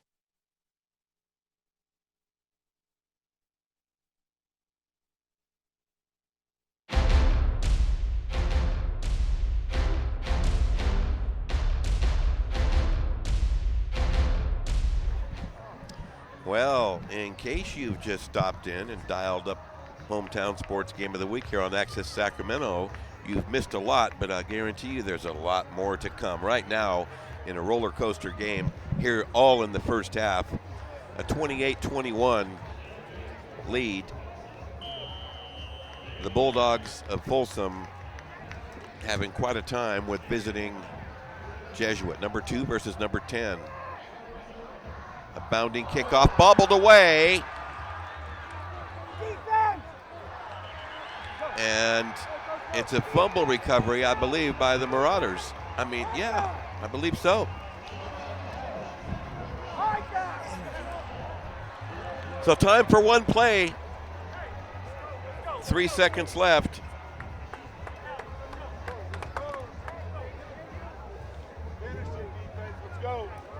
Four turnovers here in the first half, and the Marauders can go for the end zone. The football at the 34-yard line.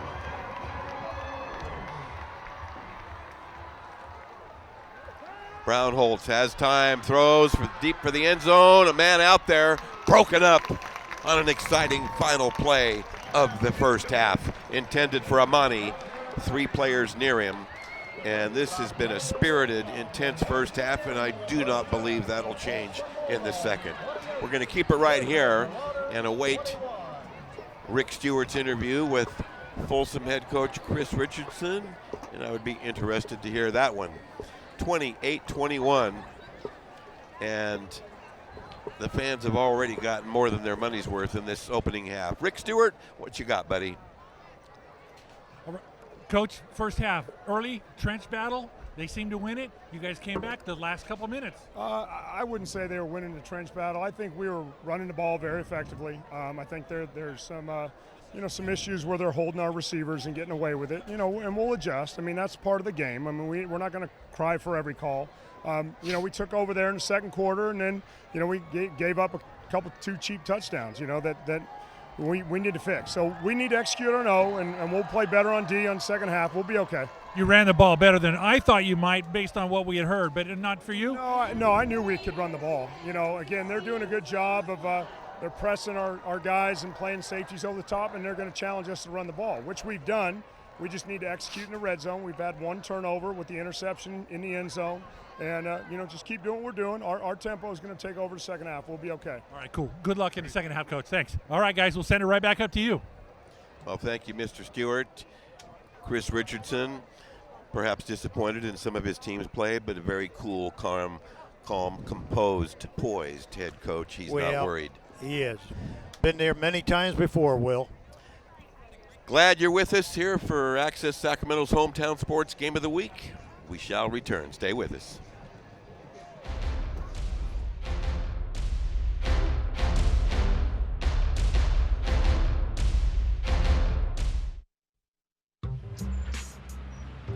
I'm one unlucky guy.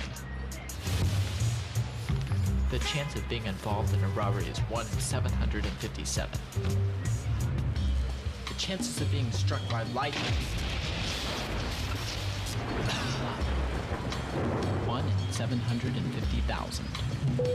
Please fasten your seatbelts for unexpected turbulence. The chances of being a victim in an airline crash? 1 in 29 million. Hey, could I get some peanuts? The chances of being involved in a car crash are far greater than lightning strikes and plane crashes. And if you are texting while driving, your risk of crash increases 23 times. Now, I may be an unlucky guy, but I don't have to be part of that statistic, and neither do you. Drive responsibly.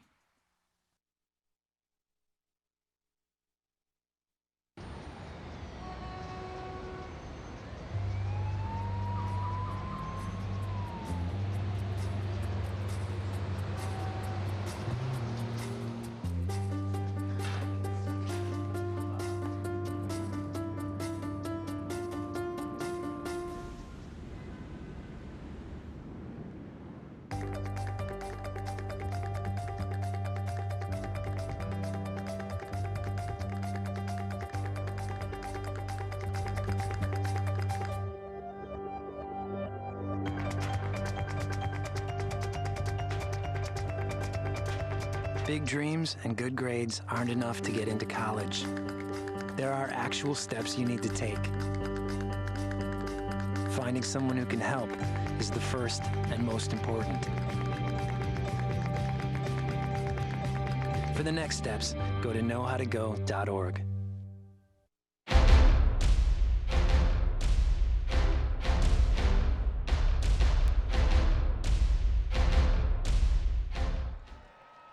There's the score, 28-21 in favor of Folsom High. We've got the athletic director here, Lisa Finley. Lisa, you did something different today for the game. Yes, we added online ticket sales to try to help out our fans, just make it easier so they wouldn't have to spend a lot of time standing in lines. Have you been able to get any results back, how much it helped? Yes, it was tremendous. Even we allowed it so that Jesuit could do it, the opponents could do it too, and we had over 300 people buying tickets online the very first night, for first game. So it was fantastic. So planning on continuing that. Well, yeah, I mean that's I mean everybody's online this day and age. Right, yeah. But it is amazing because they could print out their ticket, they could show us on a phone, you know, so it's really adaptable and makes it really easy for them. And it like I said, it makes it easier for us too, so our lines aren't so long. Tell me about other sports. Oh gosh, we have our big thing is soccer's moving to the winter now. So boys and girls soccer both. So it's gonna be fun to see that in the winter how that goes. And then our basketball teams are doing fantastic. You know, they'll be going again in the winter.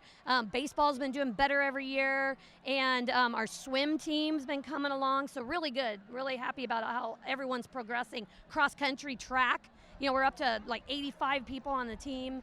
Things like that, so it's great. Well, it's a nice facility for track too. Yes. Now, for the future, we're going to be here later in the season. Right. But what I want to try and do is we've got some video that we would like to show that game about the school itself. Right. You have a program, a video program. Tell me a little bit about it quickly. Yes. Well, it's Scott Southard is our teacher, and he does a lot of things. Like there's also on YouTube, there's an overview of our school that his class has done, and then also where it's, you know, you can go online and just look that way also. And he has a great program. He does the bulletin every day. The kids get on the 2 PRCs, and the kids really enjoy listening to him because it's fun having their peers tell them about what's going on.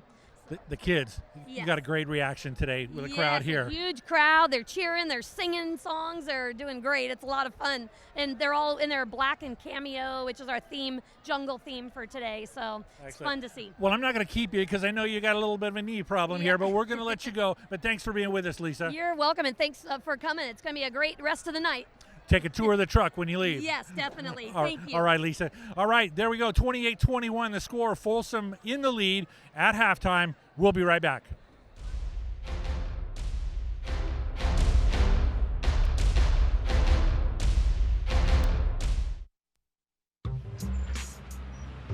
I'm one unlucky guy.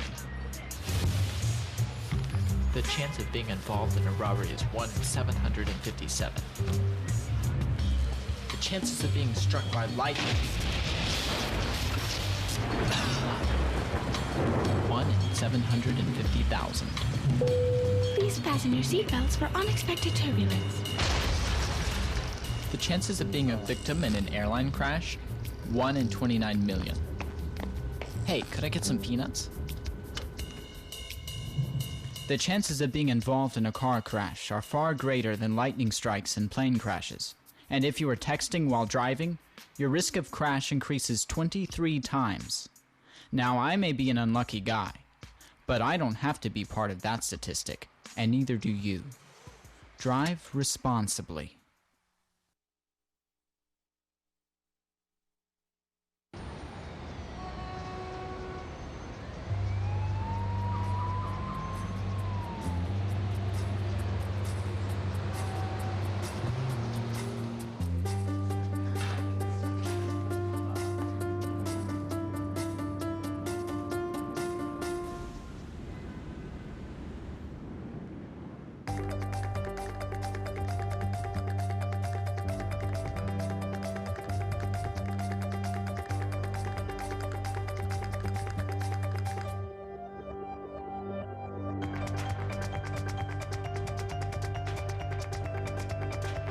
Big dreams and good grades aren't enough to get into college. There are actual steps you need to take. Finding someone who can help is the first and most important. For the next steps, go to knowhowtogo.org.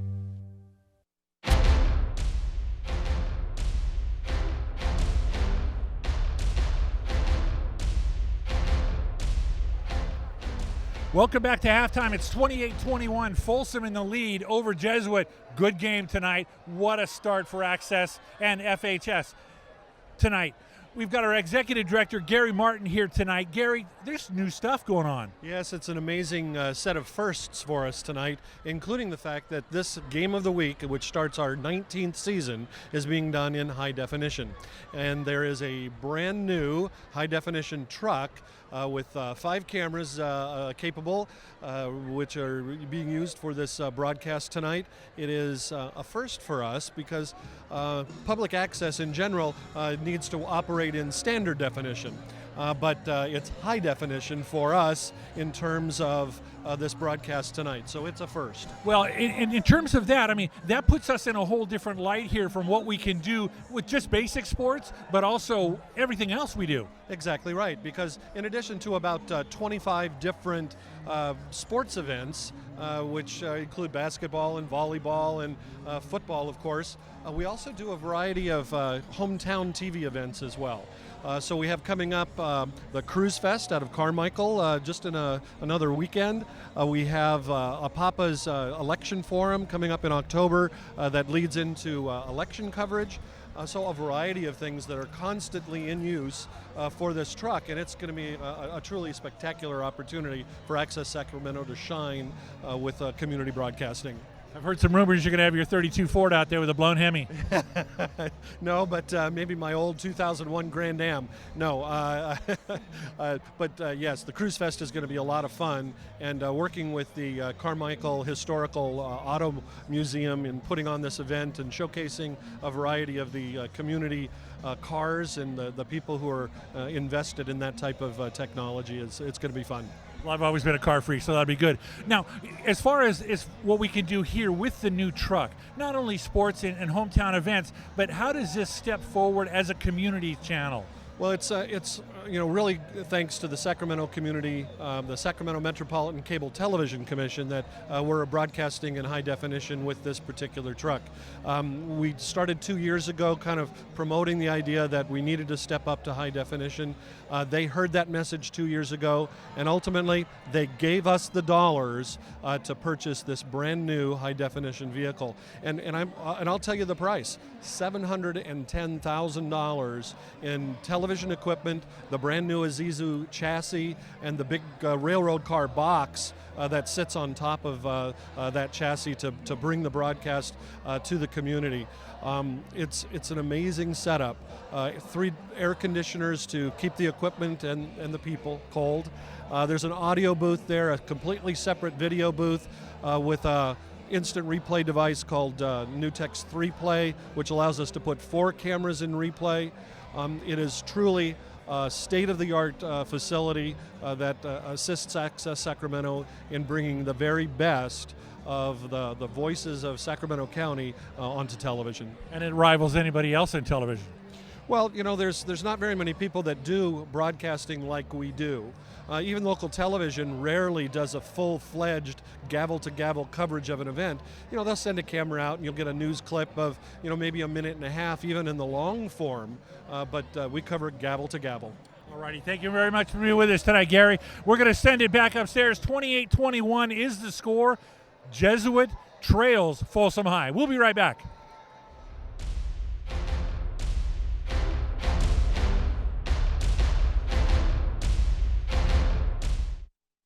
Why is my son having trouble in school? Finding lowest airfare to Istanbul. No, I'm tired of fighting with my son over his homework. Home walk restaurant. Need a review? No. He's smart, but his mind wanders. 7 wonders of the world. Why don't you understand me? I do. I was trying to show how Connor feels every day. Redirecting to understood.org. Join parents and experts at understood.org, a free online resource about learning and attention issues to help your child thrive.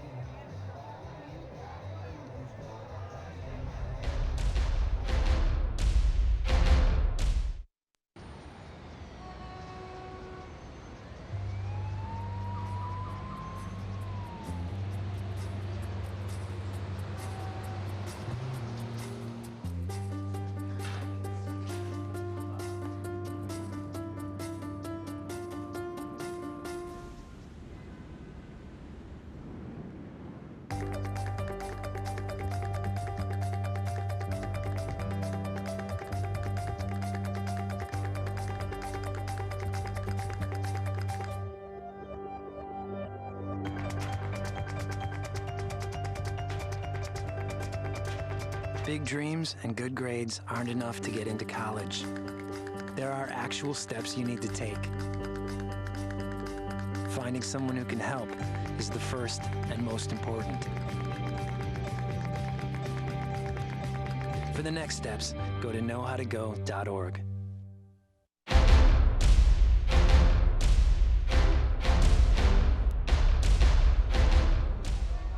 28-21, there's the score at halftime. Folsom ahead. Coach Blanton, first half like what you thought it would be?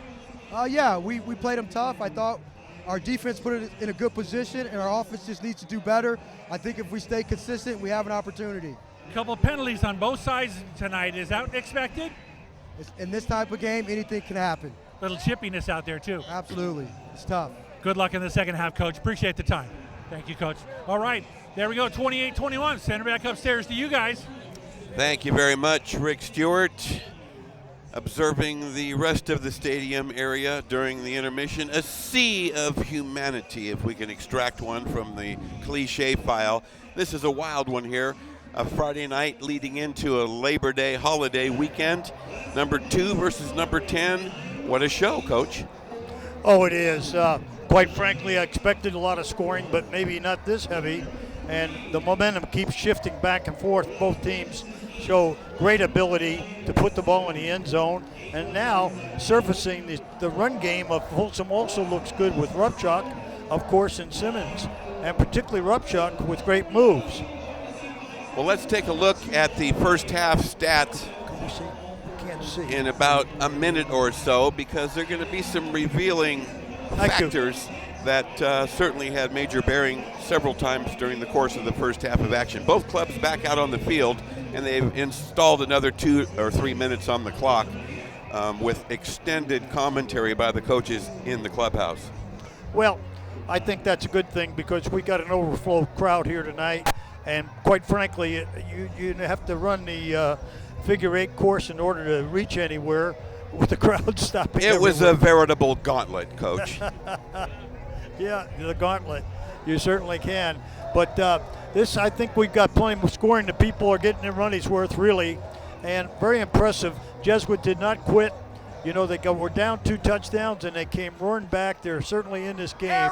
And we'll see who wants it more here in the second half. Oh, we certainly will. What Coach Blanton said holds a lot of credence about them playing well enough to be at this point in the game having a chance. They're on the road, tough place to play, overbearing crowd here on a holiday weekend against a team with a 50-game winning streak against section competition. Without a doubt. And even though it's a non-league game, these two are heated rivalries. They both play tough non-league schedules prior to get ready for league. And there you see Coach Richardson has been there many, many times before. Very confident in his halftime talk and very experienced, having been there, been to state championships, regional finals, etc. And you know perhaps better than any of us in the entire stadium what kind of a positive effect his calm has on them. Let's take a look at those first half numbers, Coach. Okay, look at these stats here. Rushing yards, 147, of course, to 86 in favor of Folsom, making some long runs. Passing yards, very close. Brown-Holtz came back there at the end of the quarter. Total offense, 289, 220. Certainly plenty of fireworks. Penalties are big and particularly hurting Folsom with 96 yards of penalties. Folsom with 4 turnovers, totally unlike themselves. Jesuit with 1. Time of possession, Jesuit having the ball longer, but Folsom strikes really quick. Really quick. How about a scoring drive of 44 seconds, a scoring drive of 45, and a scoring drive of 1:20? Well, yeah, that is quick. And I can add to that first down graphic there. Jesuit with 9 first downs, 4 of them by way of penalties, while Folsom totaled 11 first downs in the half. So lots of evenness among the numbers, but it's clear which team hurt itself the most with penalties and mistakes. What you got? Coach Richardson is talking. They're ready for kickoff. He's still talking to the head referee at midfield. Well, I can only guess and speculate, but I would have to think that it's in regard to questions in his mind about some of the penalty calls. There you see. Brian Jacobs, our referee. In my opinion, there's an overemphasis to start the year with all these calls, thinking they're going to save the injuries. Okay, to me, it's an override. Call the game, and if the penalties are there, fine. But again, we've got to let them play a little bit too. Okay, the Bulldogs ready to kick off. Jesuit will have first opportunity to get on the board and perhaps even the score. They're down 7 here at 28-21. And as Jim stated, a mob here tonight at Prairie City Stadium. What could be considered classic high school football atmosphere. Oh, you couldn't ask for a better atmosphere than this. This is what it's all about. What a weekend. Troy Calderara, the kickoff deep into the end zone and out of the backside of the end zone. Touchback, 1st and 10 from the Marauder 20, and that's how we'll start third quarter action. Well, it's certainly impressive when you can kick the ball consistently in that end zone, and certainly they're very capable of doing that. So a Marauder offense that in the first half generated 220 yards of O. Back out there with first shot to add to that total. Here you see Coach Richardson pacing that Bulldog sideline. Turn and give. Nothing doing. Excellent lateral containment, and Burks contained impressively.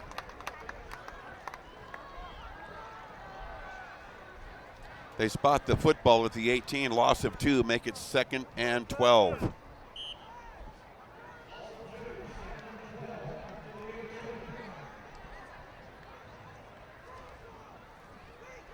So the Marauders substitute, 1 in, 1 out, double wide receivers dispatched to the left.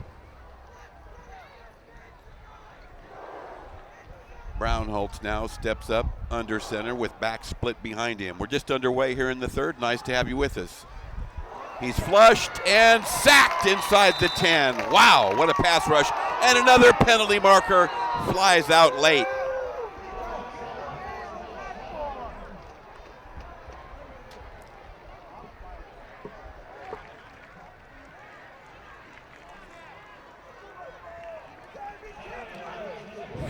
Well, referee Brian Jacobs, I won't even speculate. We'll wait for the call. The marker flies out here at the 11:06 in the first minute of the third quarter. To say this game has been intense and spirited is an understatement. Without a doubt, Will. They're going at it. Foul on the defense. Another personal foul against Folsom. Their defense has been slapped with, I think, 6 of those, maybe more. Personal foul on the defense, helmet contact, 15-yard penalty, replay, 2nd down.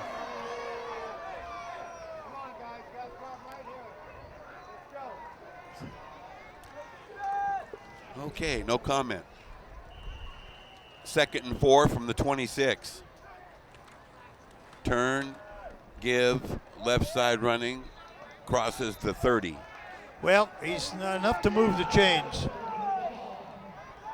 34, a young sophomore, Rutherford, bright future, and he's looked like he got the frame to put on a lot more weight, Will. I would think so. And certainly as a sophomore and Burks a junior, both those kids coming back next year and a full year ahead of them this year, and I think that's going to help Jesuit in their run game, no question. So the personal foul gives Jesuit new life. Boy, up the gut, nice forced drive there. That's the best I've seen the left side of Jesuit really get off the football. Well, Burks carries to the 40 with power running and a good line push. Well, and this Folsom crowd really upset about the calls tonight. Well, the Stipular and Bellinger on the left side really got off the football. That's the best line play I've seen them tonight. Gain of 9, 2nd and 1 from the Marauder 40. We've just opened play here in the third quarter with Jim Domino and Rick Stewart. I'm Will James. Welcome to the show. Turn and give as Brownholtz falls down on the handoff. No, that was Farr in there. It was number 10. Number 10, Farr. He's the backup QB. Burks with the pill, and they move the stakes with just enough to get the first down. Now, I'm trying to find Brownholtz on that far sideline.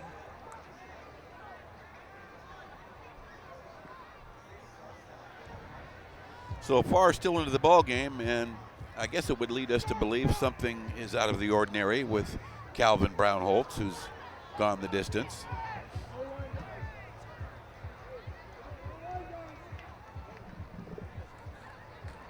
And Farr runs the show and hands off to Burks, who falls forward and makes the 44, nearly the 45.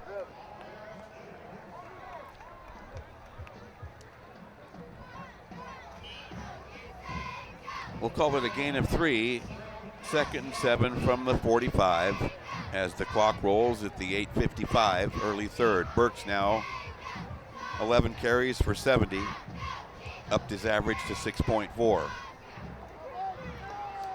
After really being not used much in the first quarter, rarely used in the first.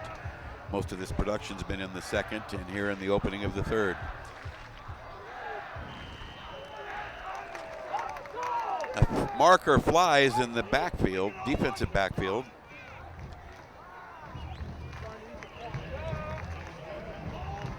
And it's going to be against Jesuit.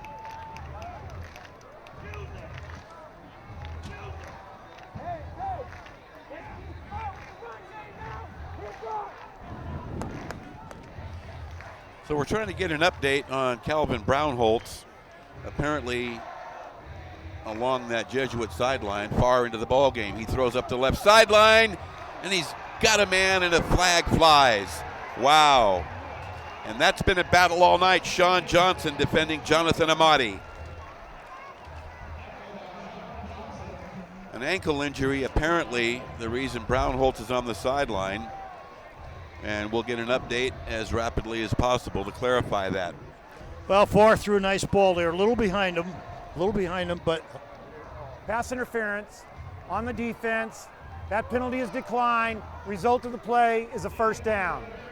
That's 2 pass interference calls on Sean Johnson. Another look. Gee whiz. I don't know.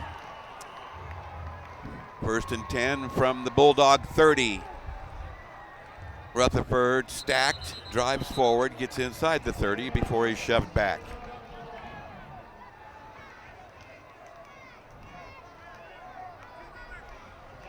So the clock rolls here to the 8-minute mark. We're still early in the third, and continuing Folsom mistakes, penalties that is, have breathed new life into the Jesuit drive, as it has all night. 28-21 Bulldogs, but now facing a Jesuit drive that is motivated. Mistimed play, penalty thrown against the Marauders. The whole right side was off early, no question about it. Dead ball, false start on the offense, 5-yard penalty, replay second down. 2nd and 14 now from the 34 as the Marauders are moved back by the penalty, and that rooting section coming alive across the way dressed in white, the galley crew. Well, they got something to cheer about. This is a big drive for Jesuit. Opening series of the second half. Going to find out what the... Another jump from the offensive line. Another penalty. I'm assuming it's against the Marauders. Well, what's happening? Dead ball, false start on the offense, 5-yard penalty, remains second down. They've got to pay attention because Farr's count is different than Brownholtz. And they've got to pay attention to that. And if anything, look down at the ball. I love the commentary, Coach. the Imperator. You get two different quarterbacks, two different cadences, and after this play, we're going to get an update from Rick Stewart, perhaps about the Brown-Holtz injury. Right now, the Marauder is up to the line, 2nd and 19 from the 39. Same formation, straight drop, roll, look, fake, and run. Farr strings it out and gets great mileage. Let's check in with Rick Stewart. Well, we got the cameras may be able to pick up Cole Brown-Holtz on the other side, but he's got a sprained ankle. It's not serious. He told me he will be back. Not tonight, though. Sprained ankle. Brown-Holtz out for the night. Back to you. Thank you, Rick. Tough break for Jesuit. However, it's given Farr an opportunity to show his wares, and on that last play, he certainly did. 3rd and 6 after a pickup of 13 yards on the play. Football at the Bulldog 26. Big play. Turn and give. Burks is stacked. It is. I question that, even though it's Big Burks, because you only pick up 3 or 4 on that. It's still going to leave them a 4th down. There he is on the sideline with his ankle up. Calvin Brown-Holtz will miss the remainder of this contest. Smart precautionary for the remainder of the season, because they've got something going this year, the Marauders do. 6.5 to go, clock rolling. Jesuit down 7, but now facing a key 4th and 3 from the 23 after that 3-yard run by Burks. Burks and Rutherford in the backfield.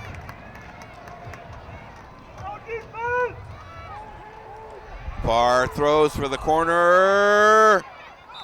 Incomplete, and no flag. 6:05 as the clock is stopped and the Jesuit drive fizzled. So the ball goes over. The latest update, there's Sean Johnson, who twice now has been called for pass interference on tough coverage. In the penalty department, Jesuit has been whacked 7 times for 45, but Folsom a colossal 9 for 111.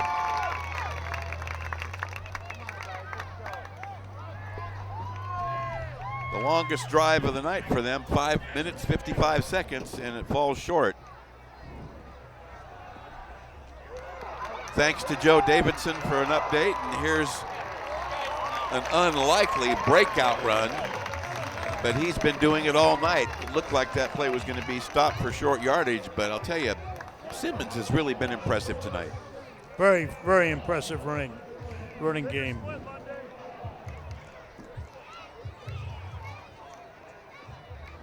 First and 10 from the 45.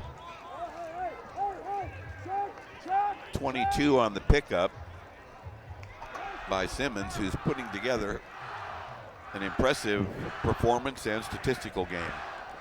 Near side again, finds 2 holes, splits 3 defenders, and barrels inside the Jesuit 35.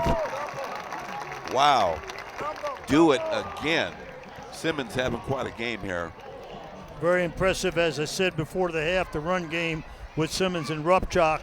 Right now, they don't have to worry about how many yards that Curry's going to get, because they can move the ball on the ground. Here's a replay. Nice cut there. Running right to the daylight in the seams. Runs of 22 and 12 back to back. And on first down here from the 33, Rupchuk has the carry. Clock rolling. Now on the flip side of quarter number 3 with 5:10 to go. From a slow-moving first half to a rapidly moving third quarter, Will, with this run attack on both teams. Curry dances away from trouble, throws on the run. Got a man along the right sideline. Wow, that's Jack a great Say. Play. That's a great play by Curry. Under heavy duress, people on his back, one grabbing his jersey, focusing down the field. Great play by Curry. And I've got to give Jack Say super credit for his concentration on that grab. but a flag is down. I think they're going to take the completion unless this penalty against Jesuits more. Holding on the offense. Well, another major penalty against the Folsom offense negates a real nice improv scramble. Curry to say. I thought that was one of his best plays of the night, Will. Even though it was, enough to move the chains down the field. On the offense, 10-yard penalty, replay second down. 2nd and 20 now from the 23-yard line. But Jesuit defense, the pressure is on them stopping the run. Folsom, seemingly here, they're averaging 15, 20 yards a pop with Simmons and Rupchak running the football. And their line is dominating up front. Let's see. There you see Gallagher hunched up. Curry winds up and fires. Got a man slightly overthrown. Jack Say. The middle of the field. They ran 4 vertical, what we call 4 vertical, Will. 4 deep. No one underneath. No one. 4 deep. That was a line drive. That was not a high arcing lob. 4 vertical. Clock stops with 4:36 left in the third. Still 28-21. Folsom by 7. He can run that bubble or run his running back. Very impressive Folsom line blocking. They go underneath.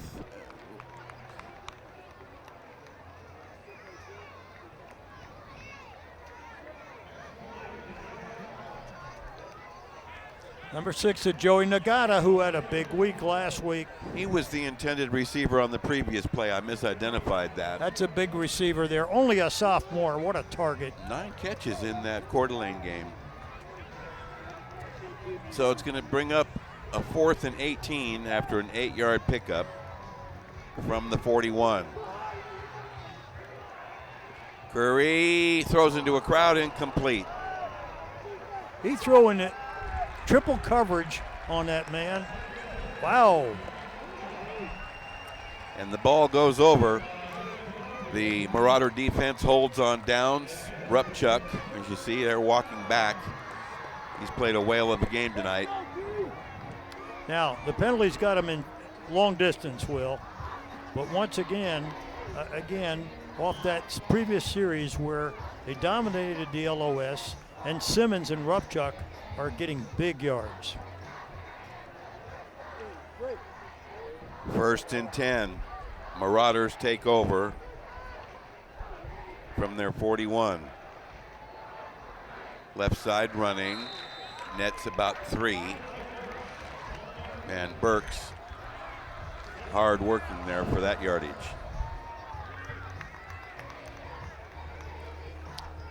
They spot him at the 44. We'll give him 3 on the carry. 2nd and 7. Now, let's see how far runs that bootleg set with a fake inside on that crossbuck series. Burks now 13 carries for 76 yards. He's averaging 5.8, holding his own. Turn and give. Rutherford sneaks outside, shy of the first. He makes the 47 or 48. That'll bring up a 3rd down scenario for the Marauders at the 3-minute mark, late 3rd.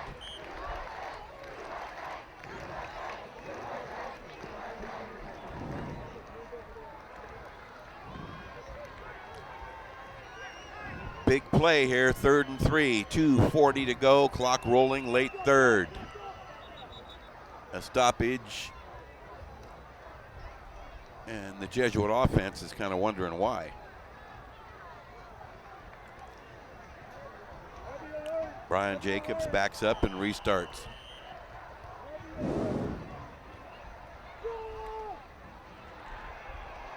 Up the gut for a key 1st down. That was impressive. Again, just running that straight dive Burks over Estipular and Bellinger. And Ford are getting off the football this quarter, Will. I don't know what was said to him at halftime, But I can tell you this, look at this get off up front. And a great drive, good body drive, good low presence, pad level down.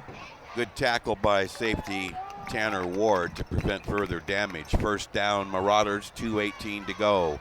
Turn, look, and give to the big guy. Burks steps sideways and gets gang tackled and shoved back. Well, nothing much there. Linebacker all over it. And Ezra Golwich at linebacker, number 31, has been in on a lot of tackles tonight. And I know that Jenner has gotten a lot of attention here early season, but I'll tell you, Golwich has had a pretty good first half. And no gain, 2nd and 10. Roll right, look and throw. Incomplete. Well, Farr took a hit there, and it looks to me like he could have picked up 5 with Rutherford out in the flat, and he's got to take what the D gives him. Good experience for this young junior, the future quarterback for Jesuit. Josh Farr getting a lot of playing time with Brownholtz sitting out with an ankle injury, and probably won't see him for the rest of the evening, Will. Farr, since coming on, 0 for 2 in passing, but has done an creditable job engineering the offense. Short drop, look right all the way, and he overthrows his intended receiver there by quite a distance, going for Evan Panson, who had a touchdown catch earlier in the game. Well, the defense is jumping on the intended receiver because Farr is looking right at him. He takes a snap and looks right at his intended receiver. And he's, again, this is good experience for him. 3rd down and long here, key down. 4th and 10. Marlon Blanton trying to utilize every opportunity in Folsom territory. Here's another. Short drop, look. Sacked at the 45. Took too long.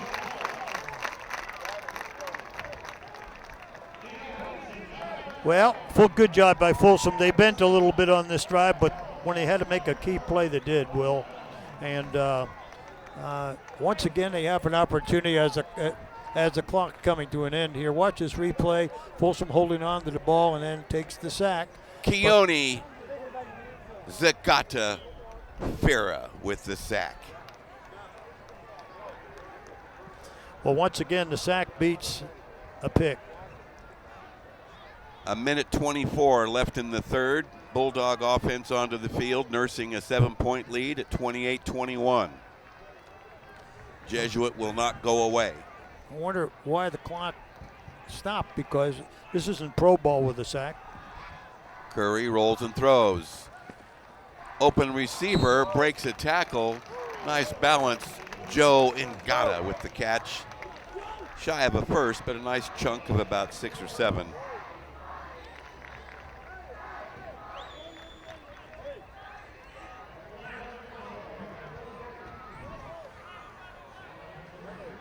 Spotted at the Jesuit 48.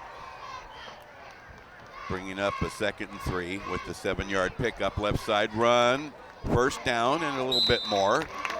There's that power running game that they can rely on that you spoke of earlier. And again, Davin Simmons. Well, with a touchdown lead, it's not that they have to play conservative, but I'm sure coach is wise enough to move the clock. And with these 2 running backs, he can manage that clock quite nicely. Well, based on his halftime comments, head coach Chris Richardson was not overly unduly alarmed. No. And his team is in control right now. Simmons, 13 carries for 127. And 4 carries for first downs.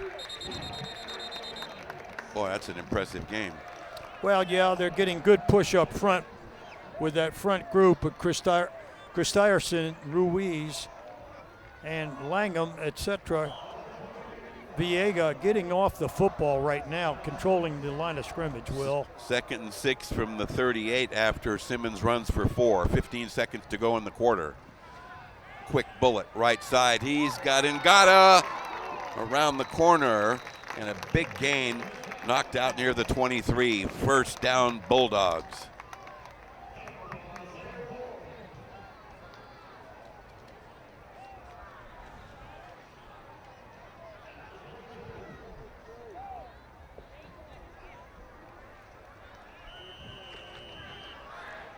They spotted at the 22. Gain of 16. Nice play. Curry to the end zone. No, wow. No, he faked me out on that one. No, he run that draw, fake pass draw. That'll put it at the end of the scoreless quarter. End of the third. You know, Simmons looks like he's got fresh legs. I'm led to believe that Folsom conditioning is tremendous. We'll be right back. Just ahead, fourth quarter drama.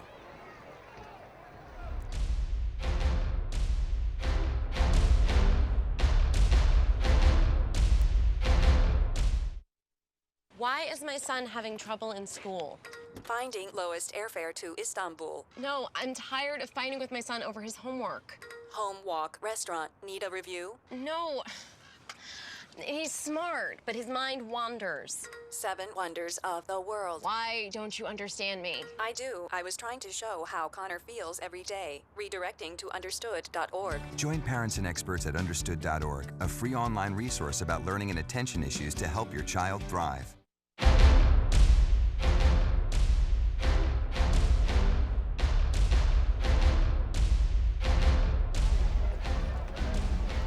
Well, there you see the difference in this ball game. 7 points. A scoreless third quarter has placed an unusual change upon the complexion of this contest. Still anybody's game, but things slowed way down in that quarter. Well, and again, we'd like to direct special thanks to Casa Ramos Restaurant here in Folsom, and what a spectacular crew meal that they provided for our television outfit tonight. Mini burritos, taquitos, and quesadillas. Special thanks to manager Carlos Ramos for supporting the hometown sports game of the week. Thank you, Carlos. So Folsom looking for an insurance touchdown. Eric Davis had an end around last week, and he breaks loose to the corner. Touchdown, Bulldogs from 18. Wow.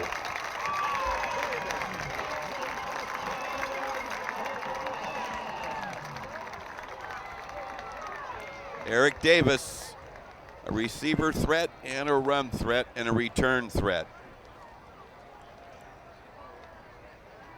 34-21, and there is the insurance TD the Bulldogs have been trying for since the second quarter when they had 4 straight TDs.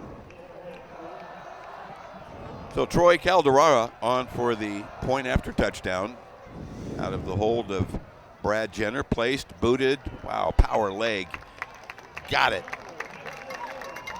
Have another look at that touchdown run. Watch Davis come around the corner, inside, outside, has a speed and goes to the corner. We'll be right back for more action from Folsom High School.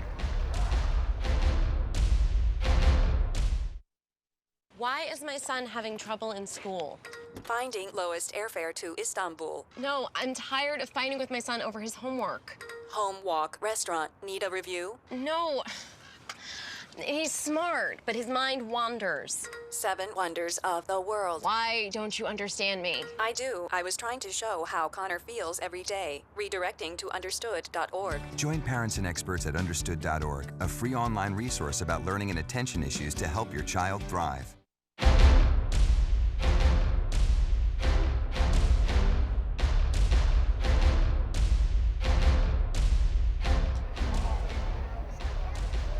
Well, in a game of ups and downs and twists and turns, it continues to spin here at Folsom High School. Prairie City Stadium, the site for a sellout crowd and a wild ball game. Second-ranked Folsom scoring an insurance TD to now lead the 10th ranked Jesuit Marauders 35-21, but a long way to go. Pooch kick. Is that Burks with the pill? Good field position upcoming for the Marauders.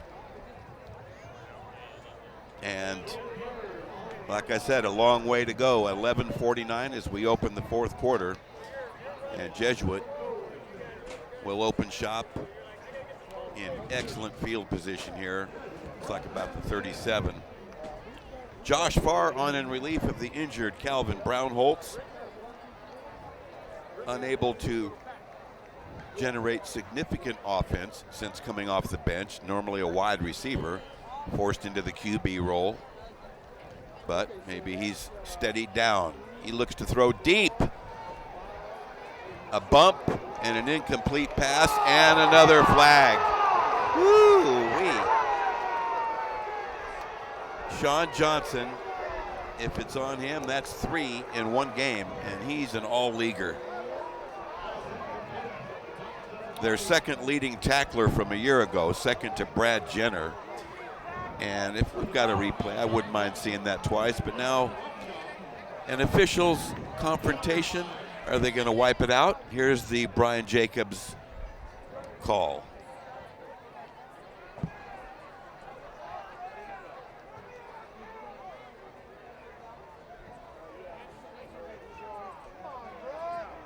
Boy, I'll tell you, this Folsom crowd has had about enough. Personal foul on the defense, 15-yard penalty. That results in a first down. Oh, boy. Ooh-wee. This might set a world record for penalties in a game for Folsom in the last decade. And maybe number of penalties and penalty yards. They're all major penalties. First down at the Bulldog 47.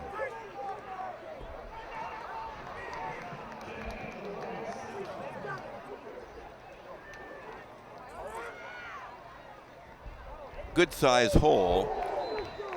It's some hard hitting there. Some big hitting going in there. According to the calculations of our executive statistician, Gary Martin, Folsom has now been tagged with 11 penalties for 142 yards. And what, half a dozen first downs off that? Well, on their way for 200. And, you know, these officials in these games, once again, they can drop a flag every play if they want to. Gain of 5, 2nd and 5 now from the Bulldog 42.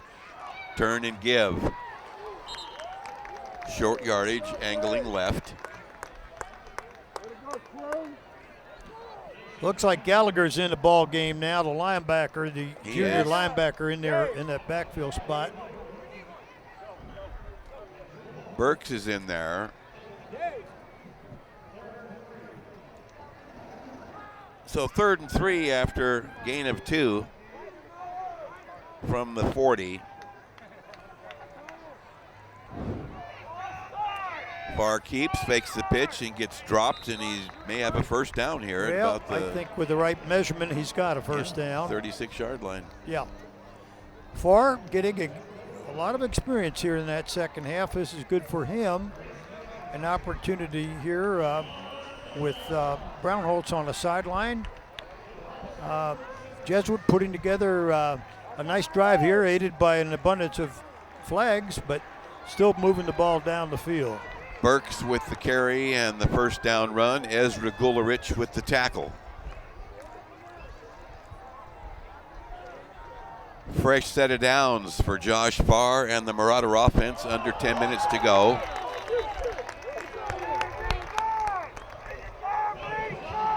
And Burks again, trying to get off early.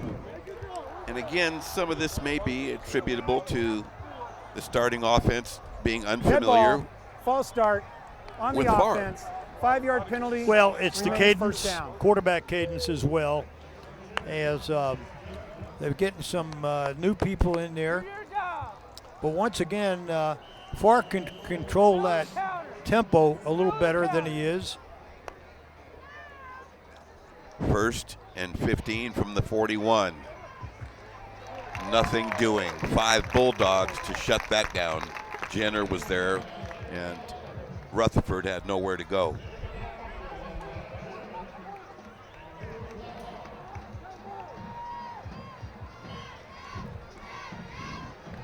Big loss, second and long yardage. I like to see if Jesuit can do anything underneath. They really go vertical, and they go corners, and they don't have anything delayed inside via a tight end or running back. Here's a 2nd and 14, 9:10 to go. Look left and throw right. Incomplete. You know, he threaded that needle, I do believe. And a good shot at that, Jamie Thomas, unable to hang on. I wouldn't mind seeing that one again. That was a pretty nice throw by Josh That was Farr. a good throw. That was an outstanding throw. He had something velocity on the football. His timing was good, but again, 3rd and long. Farr 0 for 4 thus far.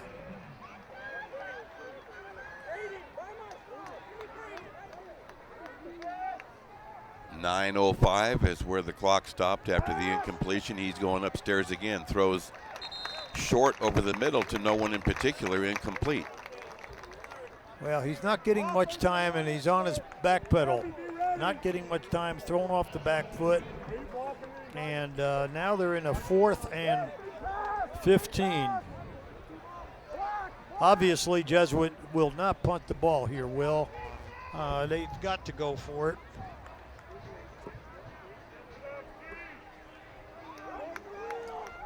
Well, they need 14 to keep the drive alive. Still plenty of time here.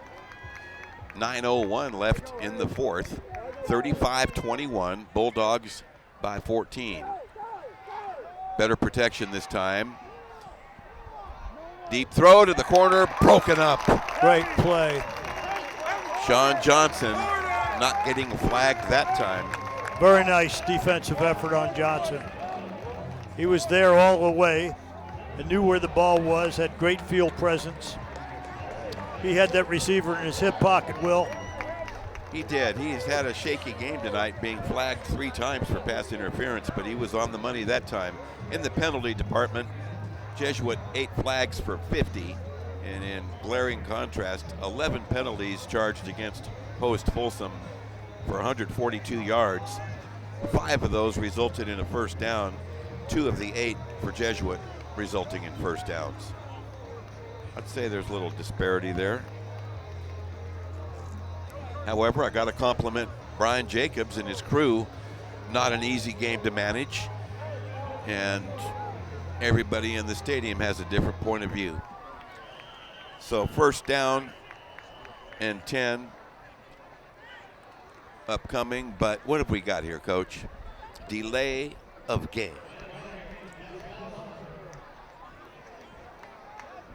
Each squad has been hit with one of those. Well, all you got to watch is the deep judge. He gives you the 5-second left signal, and the quarterback has got to pay attention to that. 1st and 15, and there's a 6-yard blast that gets back the penalty yardage. Nice power run there. I see Folsom in no hurry here, Will. Control the clock, game management.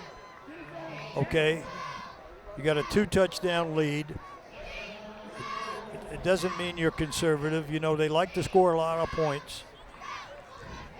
Davin Simmons broke off a 6-yard burst there. Curry fires out to the right side and got it with the grab.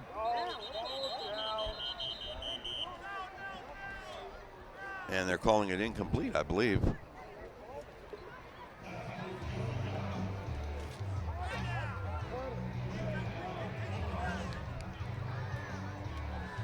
So as you say, Coach Dimino, Folsom up 14. Now can look at the clock a little bit with just over 8 minutes to go in this one. Well, right now they got the game under control, and they're using the clock wisely. They don't really have to throw the ball. But Curry does, and it's broken up. Going for Eric Davis there. A nice job in there by, nice defense in Gallagher. there.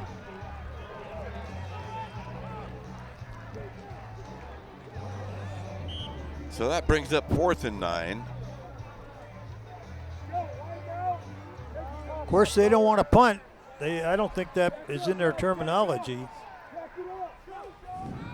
Curry rolls, looks, throws to the sideline. He's got a grab from Eric Davis, and he's got first down yardage near the Jesuit 45. Well, tough to defend, and he loves rolling out. To me, he appears to loves to roll right. He's right in rhythm when he's rolling right. Well, in that deep receiving core that Curry has, last week it was Stallworth with the 10 grabs, 4 for TDs. Tonight it's been Eric Davis, Eric Davis, Eric Davis. Oh, yeah. Quality receiver. Here's a toss, left side running. And again, Brandon Rupchuk has stabilized that running game along with Davin Simmons. And I think we're going to see a lot of those guys this year. Without a doubt. Flags have been flying tonight here at Prairie City Stadium. And I think to such an extent that nobody in the stadium really has been too delighted about that.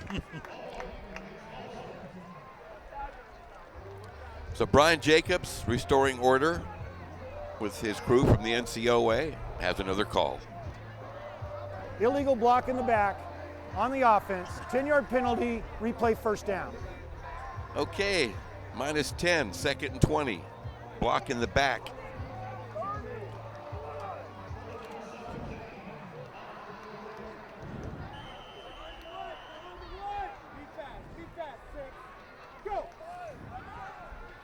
Curry rolls, looks and fires, sideline route. Nice scoop catch.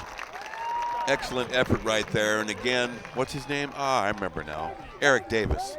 Eric Davis a few times. A few? You know, when they roll right, they run a double out. They run one out at about 7 or 8. They run the other out between 14 to 16. And the 14 to 16 route is wide open. This Here was it is. above average. Here it is. Right there, 16, 18-yard catch. Nice. Put it between the sideline and him, and it's all green. Up the gut running. Rupchuk looks always tough running up the gut there. Looks like him.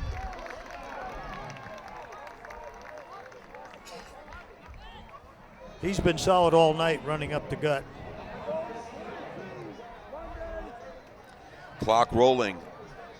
And stopped now at 7:09. 1st and 10 from the 31. Right side. You know, Rupchuk has and Davin Simmons, they've really formed a beautiful tandem.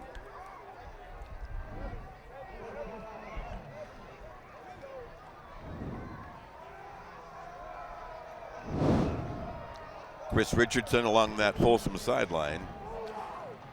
Want to remind you that at the conclusion of tonight's ball game, we'll be selecting a player of the game from each squad, and our Rick Stewart will be interviewing those outstanding players in our post-game segment.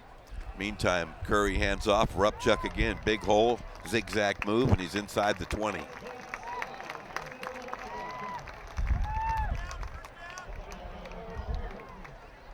First and 10. That run coming on a 2nd and 5 play. Move the stakes. 9-yard gains to the 17.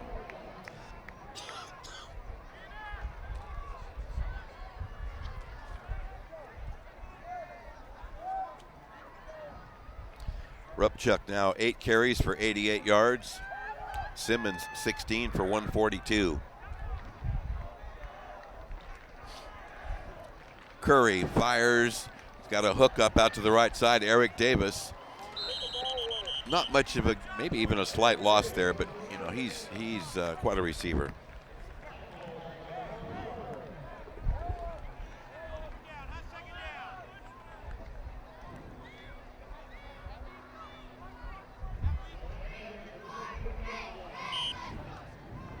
Clock rolling at the 6-minute mark. A gain of 2, 2nd and 8 from the 15.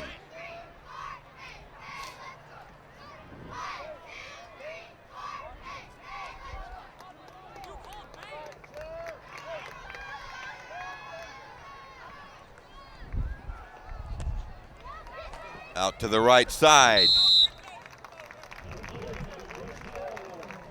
There's Stallworth. We haven't heard much of him tonight. He's been in hiding somewhere. Well, that may be so, but Eric Davis showed up. Davis is something. And you know what? At the end of this ball game, we're going to see some nice stats through the air by Curry to his wonderful receivers. So 3rd and 1 from the 8, 5:11 to go. Gain of 7 on that last play.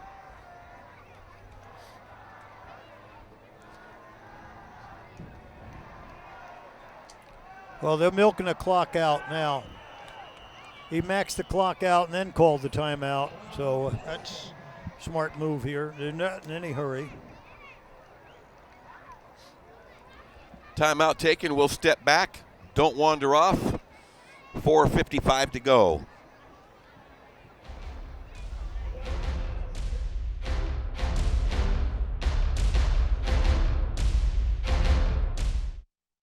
Why is my son having trouble in school?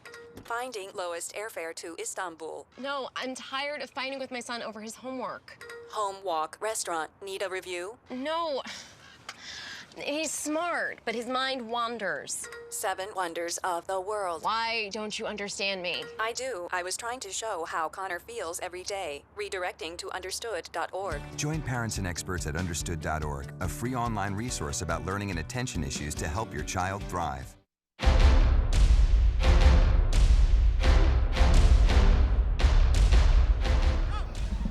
Welcome back.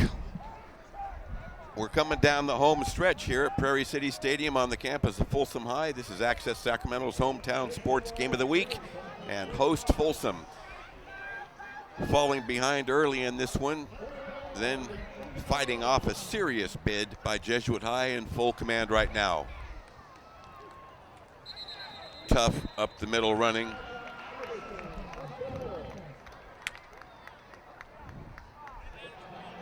And you gave a compliment earlier in the ball game to Micah Iverson, the big back in that trio of Folsom runners. And a great defensive effort on his part. Very impressive defensive player. Mike Iverson runs a little high, but I tell you, he'll learn. He'll get that pad level down.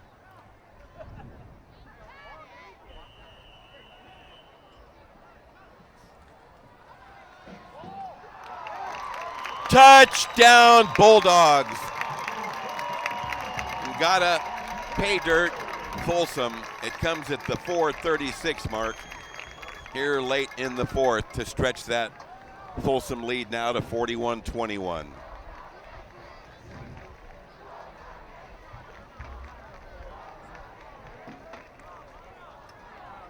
Joe Ngata. Lots of targets for Joe Curry.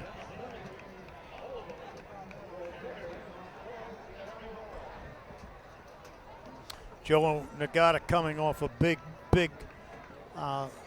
win, big night against Coeur d'Alene last week, and Folsom just stretching it out into a comfortable doubling the score of Jesuit, 42-21, and with well, Troy Calderara perfect on his PATs. We'll be right back after this short break as the Bulldogs now have scored again.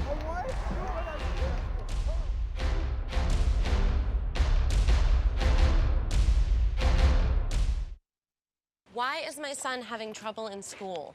Finding lowest airfare to Istanbul. No, I'm tired of fighting with my son over his homework.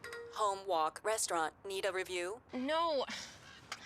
He's smart, but his mind wanders. 7 wonders of the world. Why don't you understand me? I do. I was trying to show how Connor feels every day. Redirecting to understood.org. Join parents and experts at understood.org, a free online resource about learning and attention issues to help your child thrive.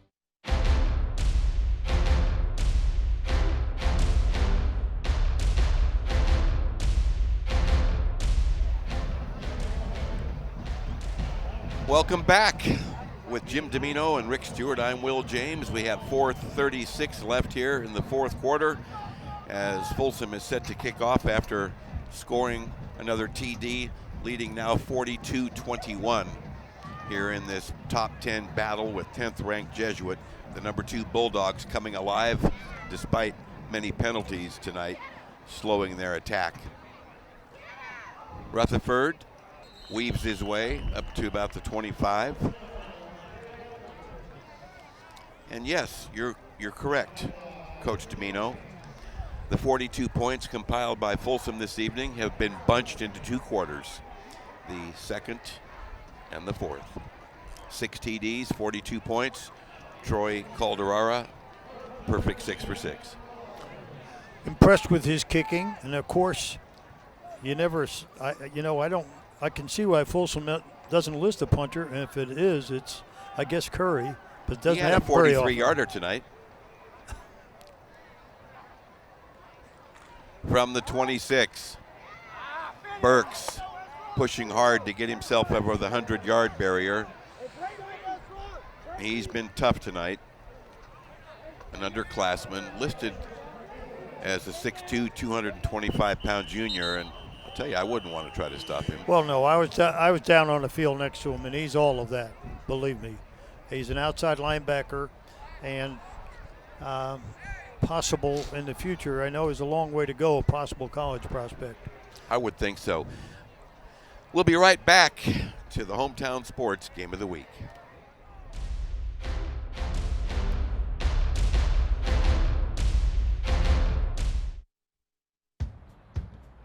You taught him how to hit a baseball, how to hit a receiver, the strike zone, the net. You taught him how to hit the upper corner. You even taught him how to hit the open man. But how much time have you spent teaching him what not to hit?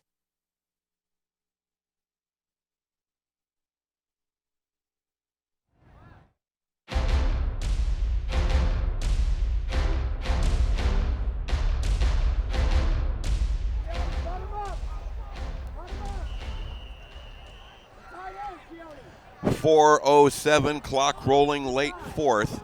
Jesuit trying to get up the field for one more score. Josh Farr running the show from the quarterback position after a second half injury to starter Calvin Brownholtz, and that certainly hurt their cause. Well, they certainly have showed with that veer counter dive tonight. They've run that play numerous times, along with the cross buck action. Running that veer offense, very similar to De La Salle, as Coach Planton, who played for De La Salle, has brought that up here to the Valley in Jesuit High School.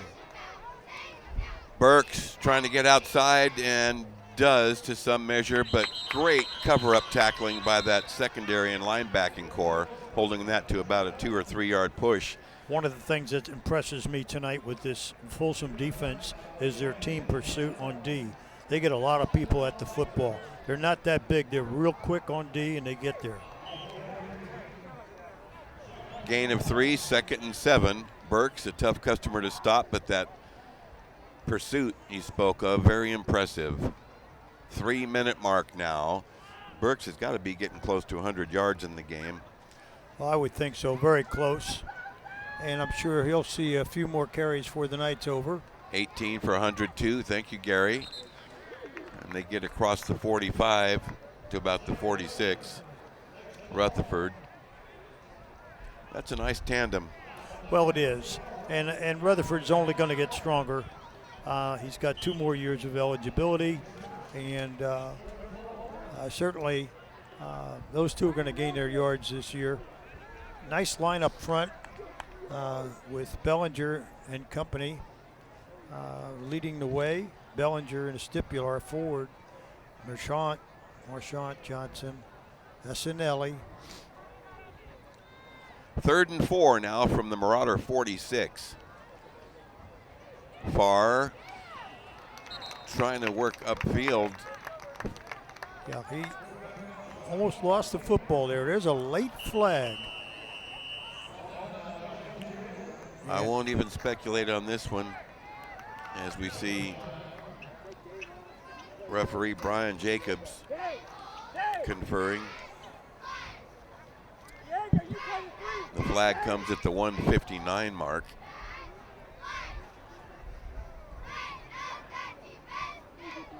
Next week we have something a little bit different for you on the Hometown Sports Game of the Week menu.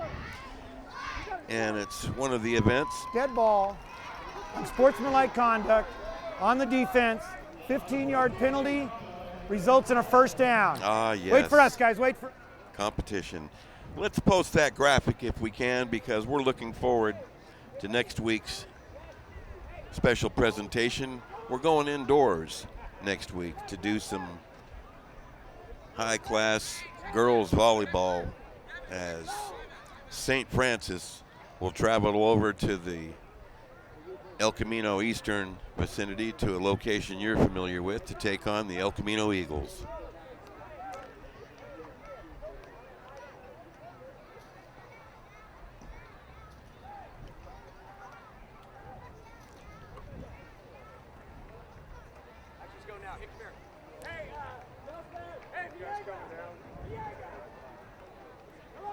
Well, the walk-off carries the football to the Folsom 40-yard line.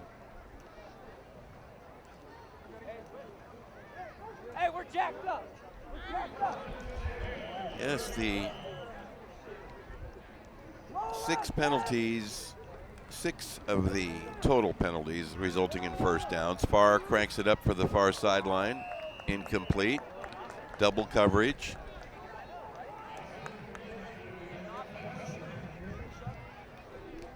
Clock stopping at the 1:48.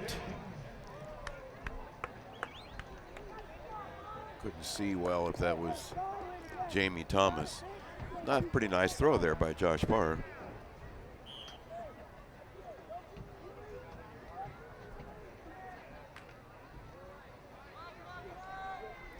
Well, for the better part of the evening, this crowd was treated to a mistake-filled but a rather entertaining football game with a lot of unexpectedness punctuating the action for three-plus quarters. Well, they could have called one there. There was a necktie on the far sideline. They did not call it. Okay, Burks just got necktied, and it was a no call. There's a lot of number 2s in there for that Folsom defense now. Yeah, what I'm saying, the officials just let it go.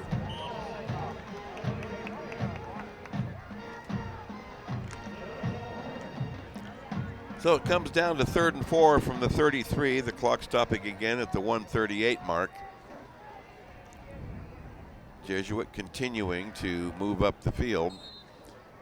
He looks short, Will. He just ran a straight dive there, and he looks about a yard short. He is. They'll go for it on 4th. Yeah, they have to. The clock is running down.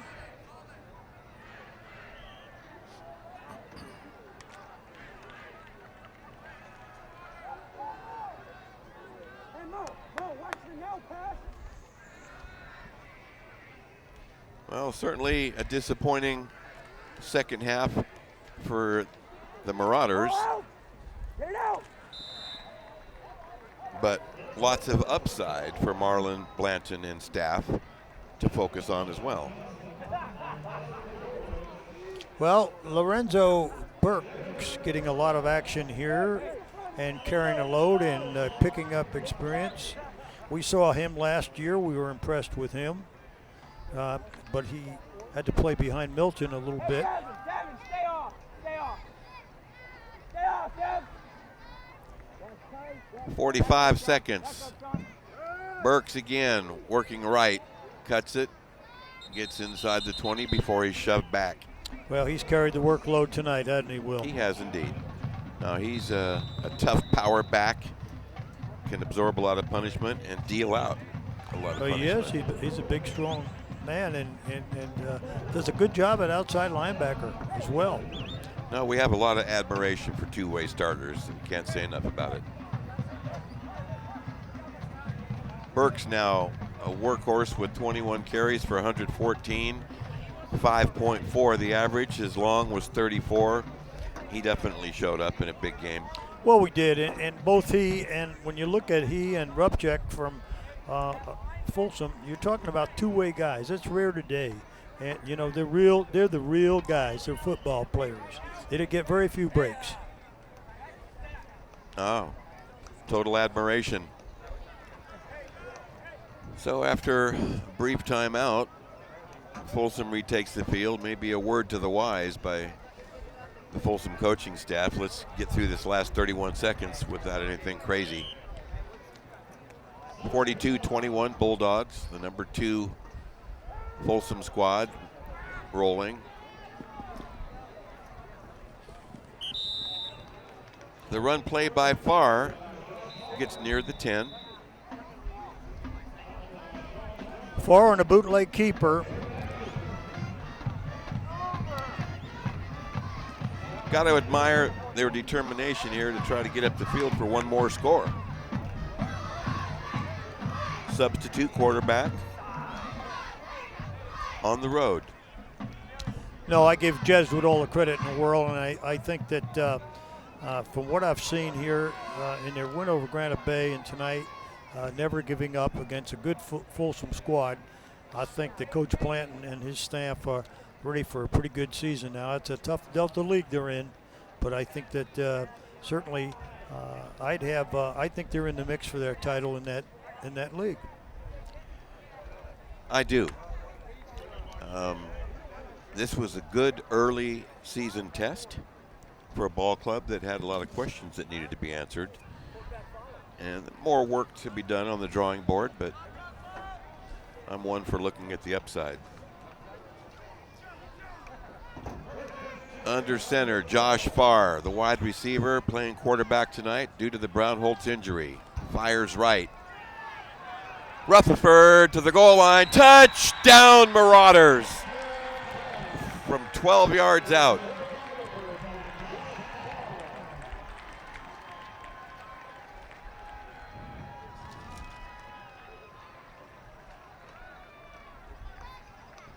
It comes at 15 seconds.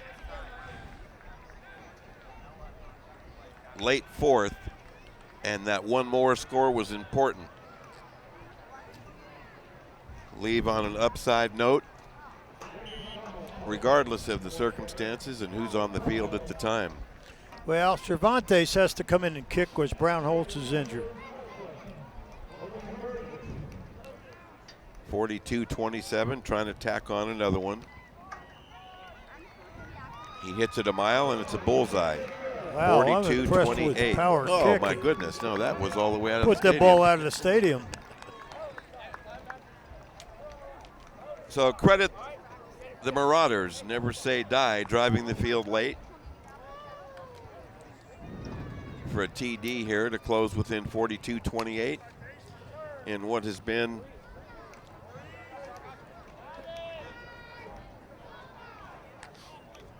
$11 plays, 74 yards, 421. Well, one of the bright spots tonight, aside from the touchdowns, the Casa Ramos Mexican restaurant here in Folsom. They treated us like royalty with a meal for our television crew that was just out of sight. Special thanks to the Casa Ramos restaurant here in Folsom. What a spectacular crew meal we received. Mini burritos, taquitos, quesadillas. Special thanks to manager Carlos Ramos for supporting the hometown sports game of the week.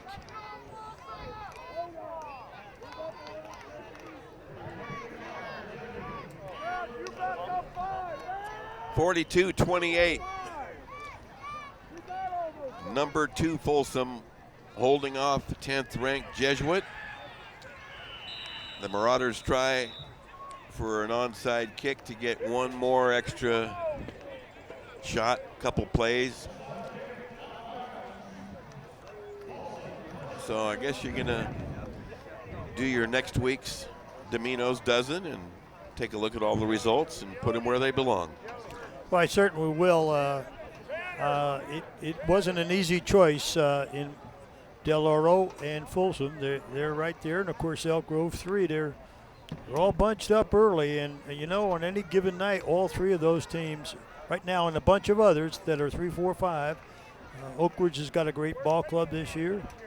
Well, those first 3, 4, 5, they're so close, as John Wayne would say, I'd hate to have to live on the difference.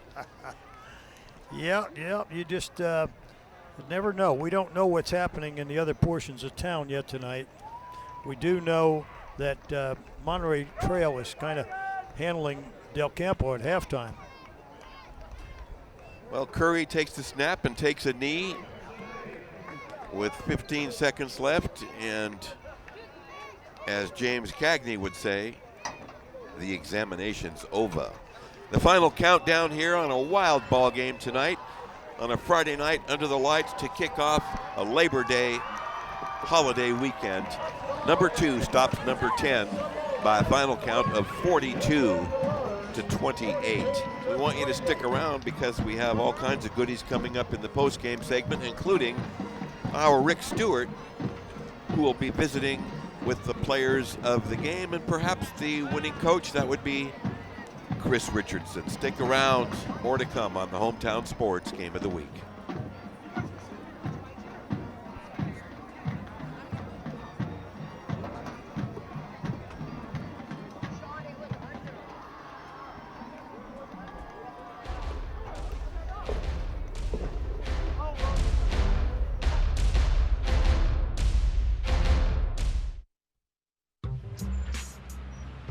I'm one unlucky guy.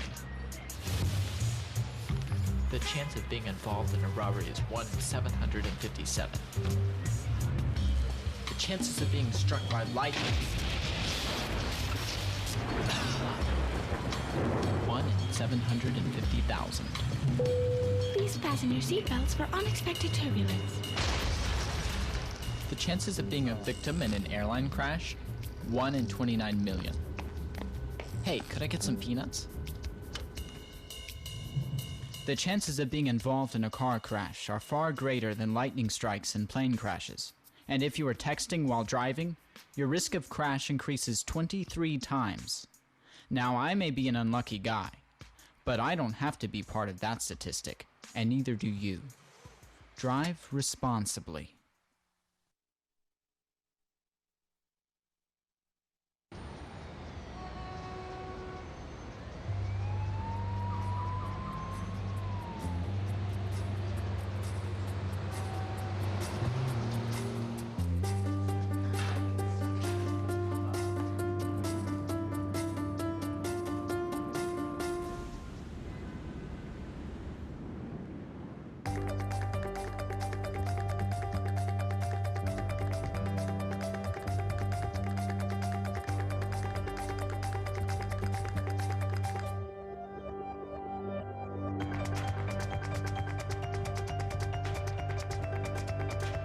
Big dreams and good grades aren't enough to get into college. There are actual steps you need to take. Finding someone who can help is the first and most important. For the next steps, go to knowhowtogo.org.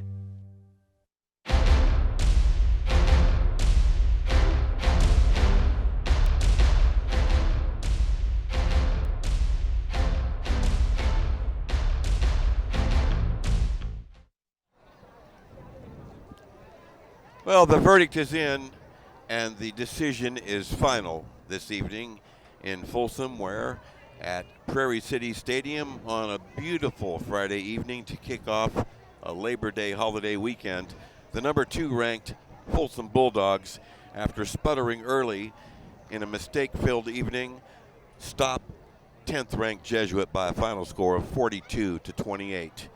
And Jim Domino, we saw a lot of resolve out of these Bulldogs that got hammered tonight with possibly a world record number of penalties. And a new quarterback, same system, same vaunted head coach, and in the end, their composure was the difference tonight against a hard-working, determined Jesuit ball club. Well, Coach Richardson and his staff have been in many big games, and they showed tonight what they're made of. Yes, they bunch their scoring in two quarters, the second and the fourth quarter. And you know, they played solid defense. They gave up some touchdowns early and with a lot of penalty help. But you know what? They had great resolve, and their expectations, this goes down to the players from the coaches. and from the previous players. So they've got a tradition going here. Their standards are very high. The players know that. And you better play up to expectations on what the coaches expect of you. But most of all, what you expect of yourself, of course, the people, the predecessors have set the tone. So once again, Folsom showed what they're made of tonight here again. And certainly they're going to be reckoned with as one of the top teams in the area again. No doubt, and well said, Jim. 2 words there just leap out at me: expectations and successors. It's the system here that is so impressive. When the great players graduate that have been stars for 2 or 3 seasons, it's simply amazing how they fill those slots because of their system, the lower level development of these ball players. And we just saw a fantastic example of basically 6 or 7 players on each side of the football that were not doing anything a year ago except learning and improving.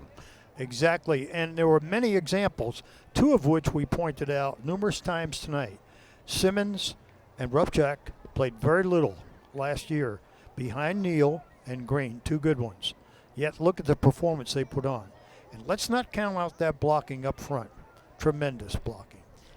And it's still a work in progress. That offensive line, which is really Chris Richardson's pride and joy, he's working with them and bringing them along. And I know they had a grueling summer. And as you say, expectations are colossal and standards are set and are not to be compromised. So I have total admiration for this program, which is a program and does have a super-duper system. We've reached that point in time, Coach, where our Rick Stewart has gathered our 2 selected players of the game. So maybe we can see a graphic and let everybody else in on it, because they had a whale of a game tonight.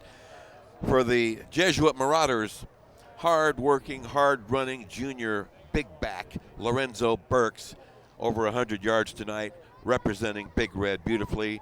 And Brandon Rupchuk of Folsom, 2-way starter, as is Burks. Simply impressive. Rick Stewart has them along the sideline. Let's go down to Rick.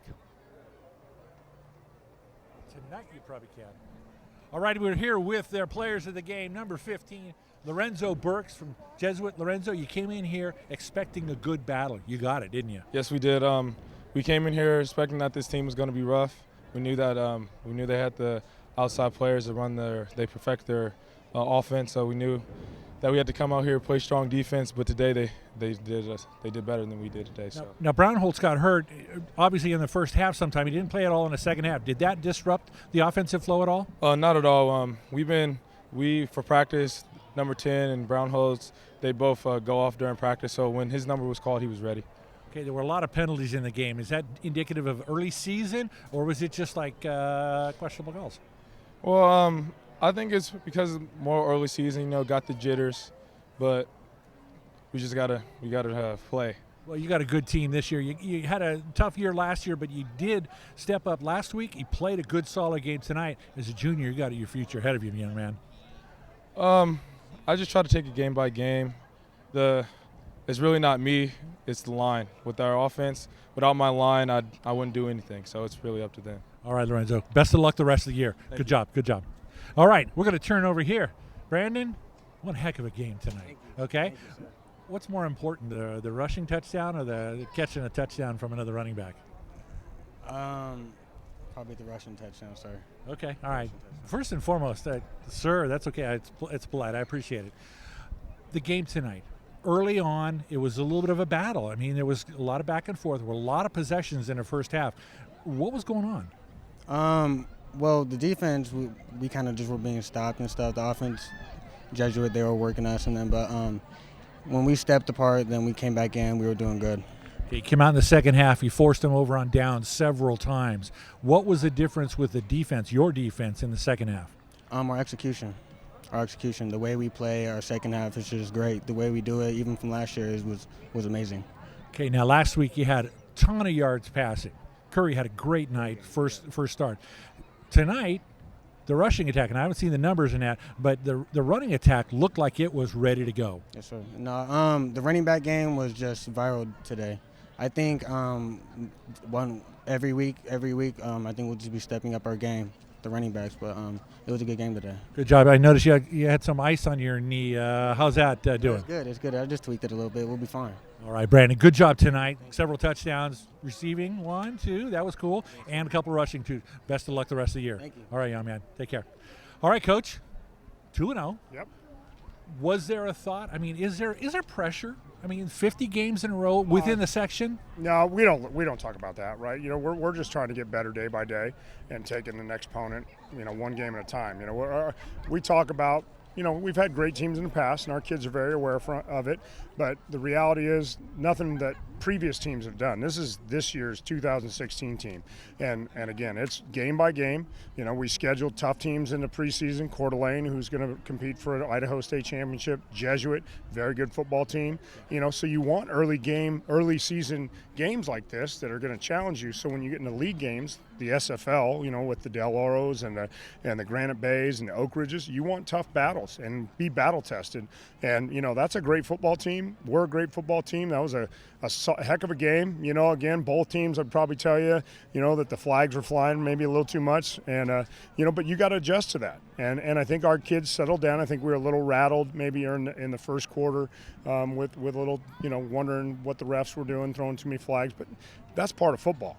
So you got to play the next play. And we calmed down and got it going. Well, second quarter was a totally different ball game from the first. There was a lot of up and down in the first quarter. Yeah. You guys took over in the second quarter. Yeah, you know, again, we committed to the run game. You know, they were playing a lot of guys in coverage, you know, based off what they saw, you know, in game 0 versus Coeur d'Alene. Obviously, we were able to shoot the lights out with the pass game. Well, so they committed to everyone in the pass game, and probably trying to throw it a little too much early on my part.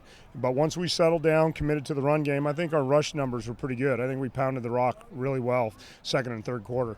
All right, Coach, where do you go from here? What's up next week, and what are you going to work on this week? You know, we'll watch tape. We'll go home tonight, watch tape tomorrow morning with the guys, get them through a little workout and stretch, get everybody healthy again. And again, we'll just see what we need to fix and continue to execute our offensive and defensive game plans. You know, we've got Pleasant Grove next week, and, you know, we take one opponent at a time. We don't look past anybody, you know, so we'll be prepared for Pleasant Grove, and, you know, we'll just keep getting better. That's the goal. 11 o'clock, you'll be watching the game, I can tell you. I'm excited. All right, Coach, good luck in the rest of the season. All right. Guys, back to you. It's a great game tonight. Perfect night for it. Back to you. Thanks, Rick. Yes, wonderful evening tonight. Couldn't have been better. Most of these folks are wearing shorts and short sleeves. Ideal for Friday night under the lights here in the fall. And the home team stepped it up when they needed to and emerged with an important victory. Though it's a non-leaguer, it went miles in maintaining, not establishing, but maintaining that winning edge and that standard you spoke of, Coach. Very definitely. Their standards are high, their expectations are high. And when you hear the confidence level of Coach Richardson, having been to regional championship, sectional finals, states, and this speaks volumes of their program. And they're very confident of their kids. And, again, they have to address whatever it takes. They'll go back, look at tape, get everybody healthy, etc. And, once again, he's summing up exactly what they do. They believe soundly in fundamentals. And I'm just very impressed with this victory, as well as the resilience of Jesuit hanging in there in this football game. Tip of the cap to the visitors as well. Well, let's take a look at the final numbers in this wild encounter tonight, compiled by our executive statistician, Gary Martin. The final stats, as you see here, wowee. Well, there you have it, those rushing yards, quite a difference in that second half, particularly when they unleashed that running attack with Simmons and Rupchuk. Passing yardage reasonably close. Total offense at least 100 yards more plus. Look at the first downs, actually. Jesuit holding an edge there. Penalties were way out of whack. Turnovers, again, 4-1. But I believe all those turnovers were all in the first half. I don't know if we had one turnover in the second half, quite frankly. And then time of possession down here again. Jesuit having time of possession, but the scoreboard indicates that in the second and fourth quarter, Folsom played big, scoring all their points in 2 quarters. And we heard Coach Richardson at the end of the interview with Rick talk about how that run game really pounded it out hard in the second half with that 278. And let's isolate 2 guys that were mainly responsible. Simmons ran for 142 and Rupchuk 102. a tandem of 100-yard rushers there combining for 250 or so. Very impressive considering that the passing game was the featured statistic a week ago. Well, everyone talks about their passing game for years and years and years. Well, you and I know, having seen them 2, 3, 4 times a year, how important that run game is to keep balance and keep the defense on edge. If you're going to start spreading the field and with their wide receivers, you're giving those running backs running lanes inside, and they're capitalizing on it. Well, let's take a look at what's happening around the region in other high school football matchups. Del Oro, the defending state champions, taking on a very powerful Pleasant Valley of Chico, and the Golden Eagles rolled 29-9 under head coach Casey Taylor. Elsewhere, Grant 42-14 over Burbank. Rockland taking out Napa 28-16. Oak Ridge 41-15 over Vacaville. And the ever-impressive, continuing to impress, Whitney 41-21. Granite Bay has been dumped 2 weeks in a row to start the season. Inderkum coming off the loss to Elk Grove in the second quarter on top 22-13 over El Cerrito. Antelope rolling up 56 on Lincoln, 56-17. Monterey Trail against Del Campo. Boy, oh boy, those Mustangs 48-21. Pretty impressive. TJ Ewing's outfit. Vista 34-27 over Pioneer. Nevada Union in a low-scoring squeaker. Very uncharacteristic for Joey's Placer outfit. The Miners 16-12. Sheldon and returning head coach Joe Catolico put 50 on Casa Roble, 50-7. Wowee, Pleasant Grove got blanked 49-zip against Marysville. And our last game here, Casumnas Oaks in a low-scoring affair, stopping Liberty Ranch 7-0. And this just in, Roseville 35-7 in the fourth quarter, leading Rio Linda Big. I think we know that head coach over there, don't we? Coach Cunha with 2-0. Larry Cunha in a tough conference, making a mark early. So there's your scoreboard from around the circuit. Gary Martin again putting that together very nicely for us. And another reminder, next week for the Hometown Sports Game of the Week, we're going indoors, as we always do at least once during the fall, to highlight girls' sports around the area. Another top-notch girls volleyball match will be at El Camino High School, where the Eagles will play host to perennial power St. Francis for next week's televised event. Access Sacramento and the Hometown Sports Game of the Week television crew wish to extend their deep appreciation to the Folsom High School administration, particularly Athletic Director Lisa Finley and Head Coach Chris Richardson, for their cooperation and assistance with the broadcast arrangements for this television production. The Hometown Sports Game of the Week is a special sports presentation of Access Sacramento in association with Play-by-Play Sports Productions. For the Imperator, Jim Domino, Rick Stewart, our executive statistician, Gary Martin, game director, Ronicia Harris, engineer, Richard Langley, everything, Danny Mendonson, and the entire Hometown Sports Game of the Week broadcast crew, I'm Will James. Thank you for tuning in, and we look forward to the next occasion when we can get together. So long, everyone.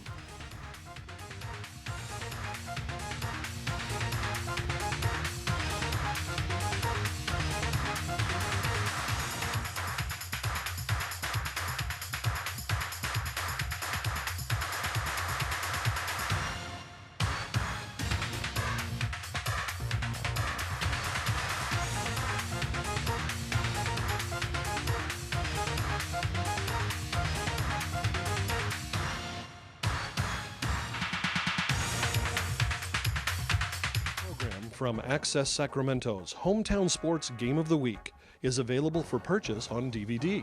For more information, call Access Sacramento, 916-456-8600, extension 0. This has been a Hometown Sports Game of the Week broadcast from Access Sacramento. Major underwriting support this season for Hometown Sports Game of the Week on Access Sacramento is provided by the Sacramento Metropolitan Cable Television Commission. Access Sacramento also thanks Sharif Jewelers, fine jewelers since 1932. Sharif Jewelers, a longtime sponsor of community television. And Folsom Lake Honda, a proud sponsor of Access Sacramento's Hometown TV and Game of the Week, and a partner in our community. Folsom Lake Honda.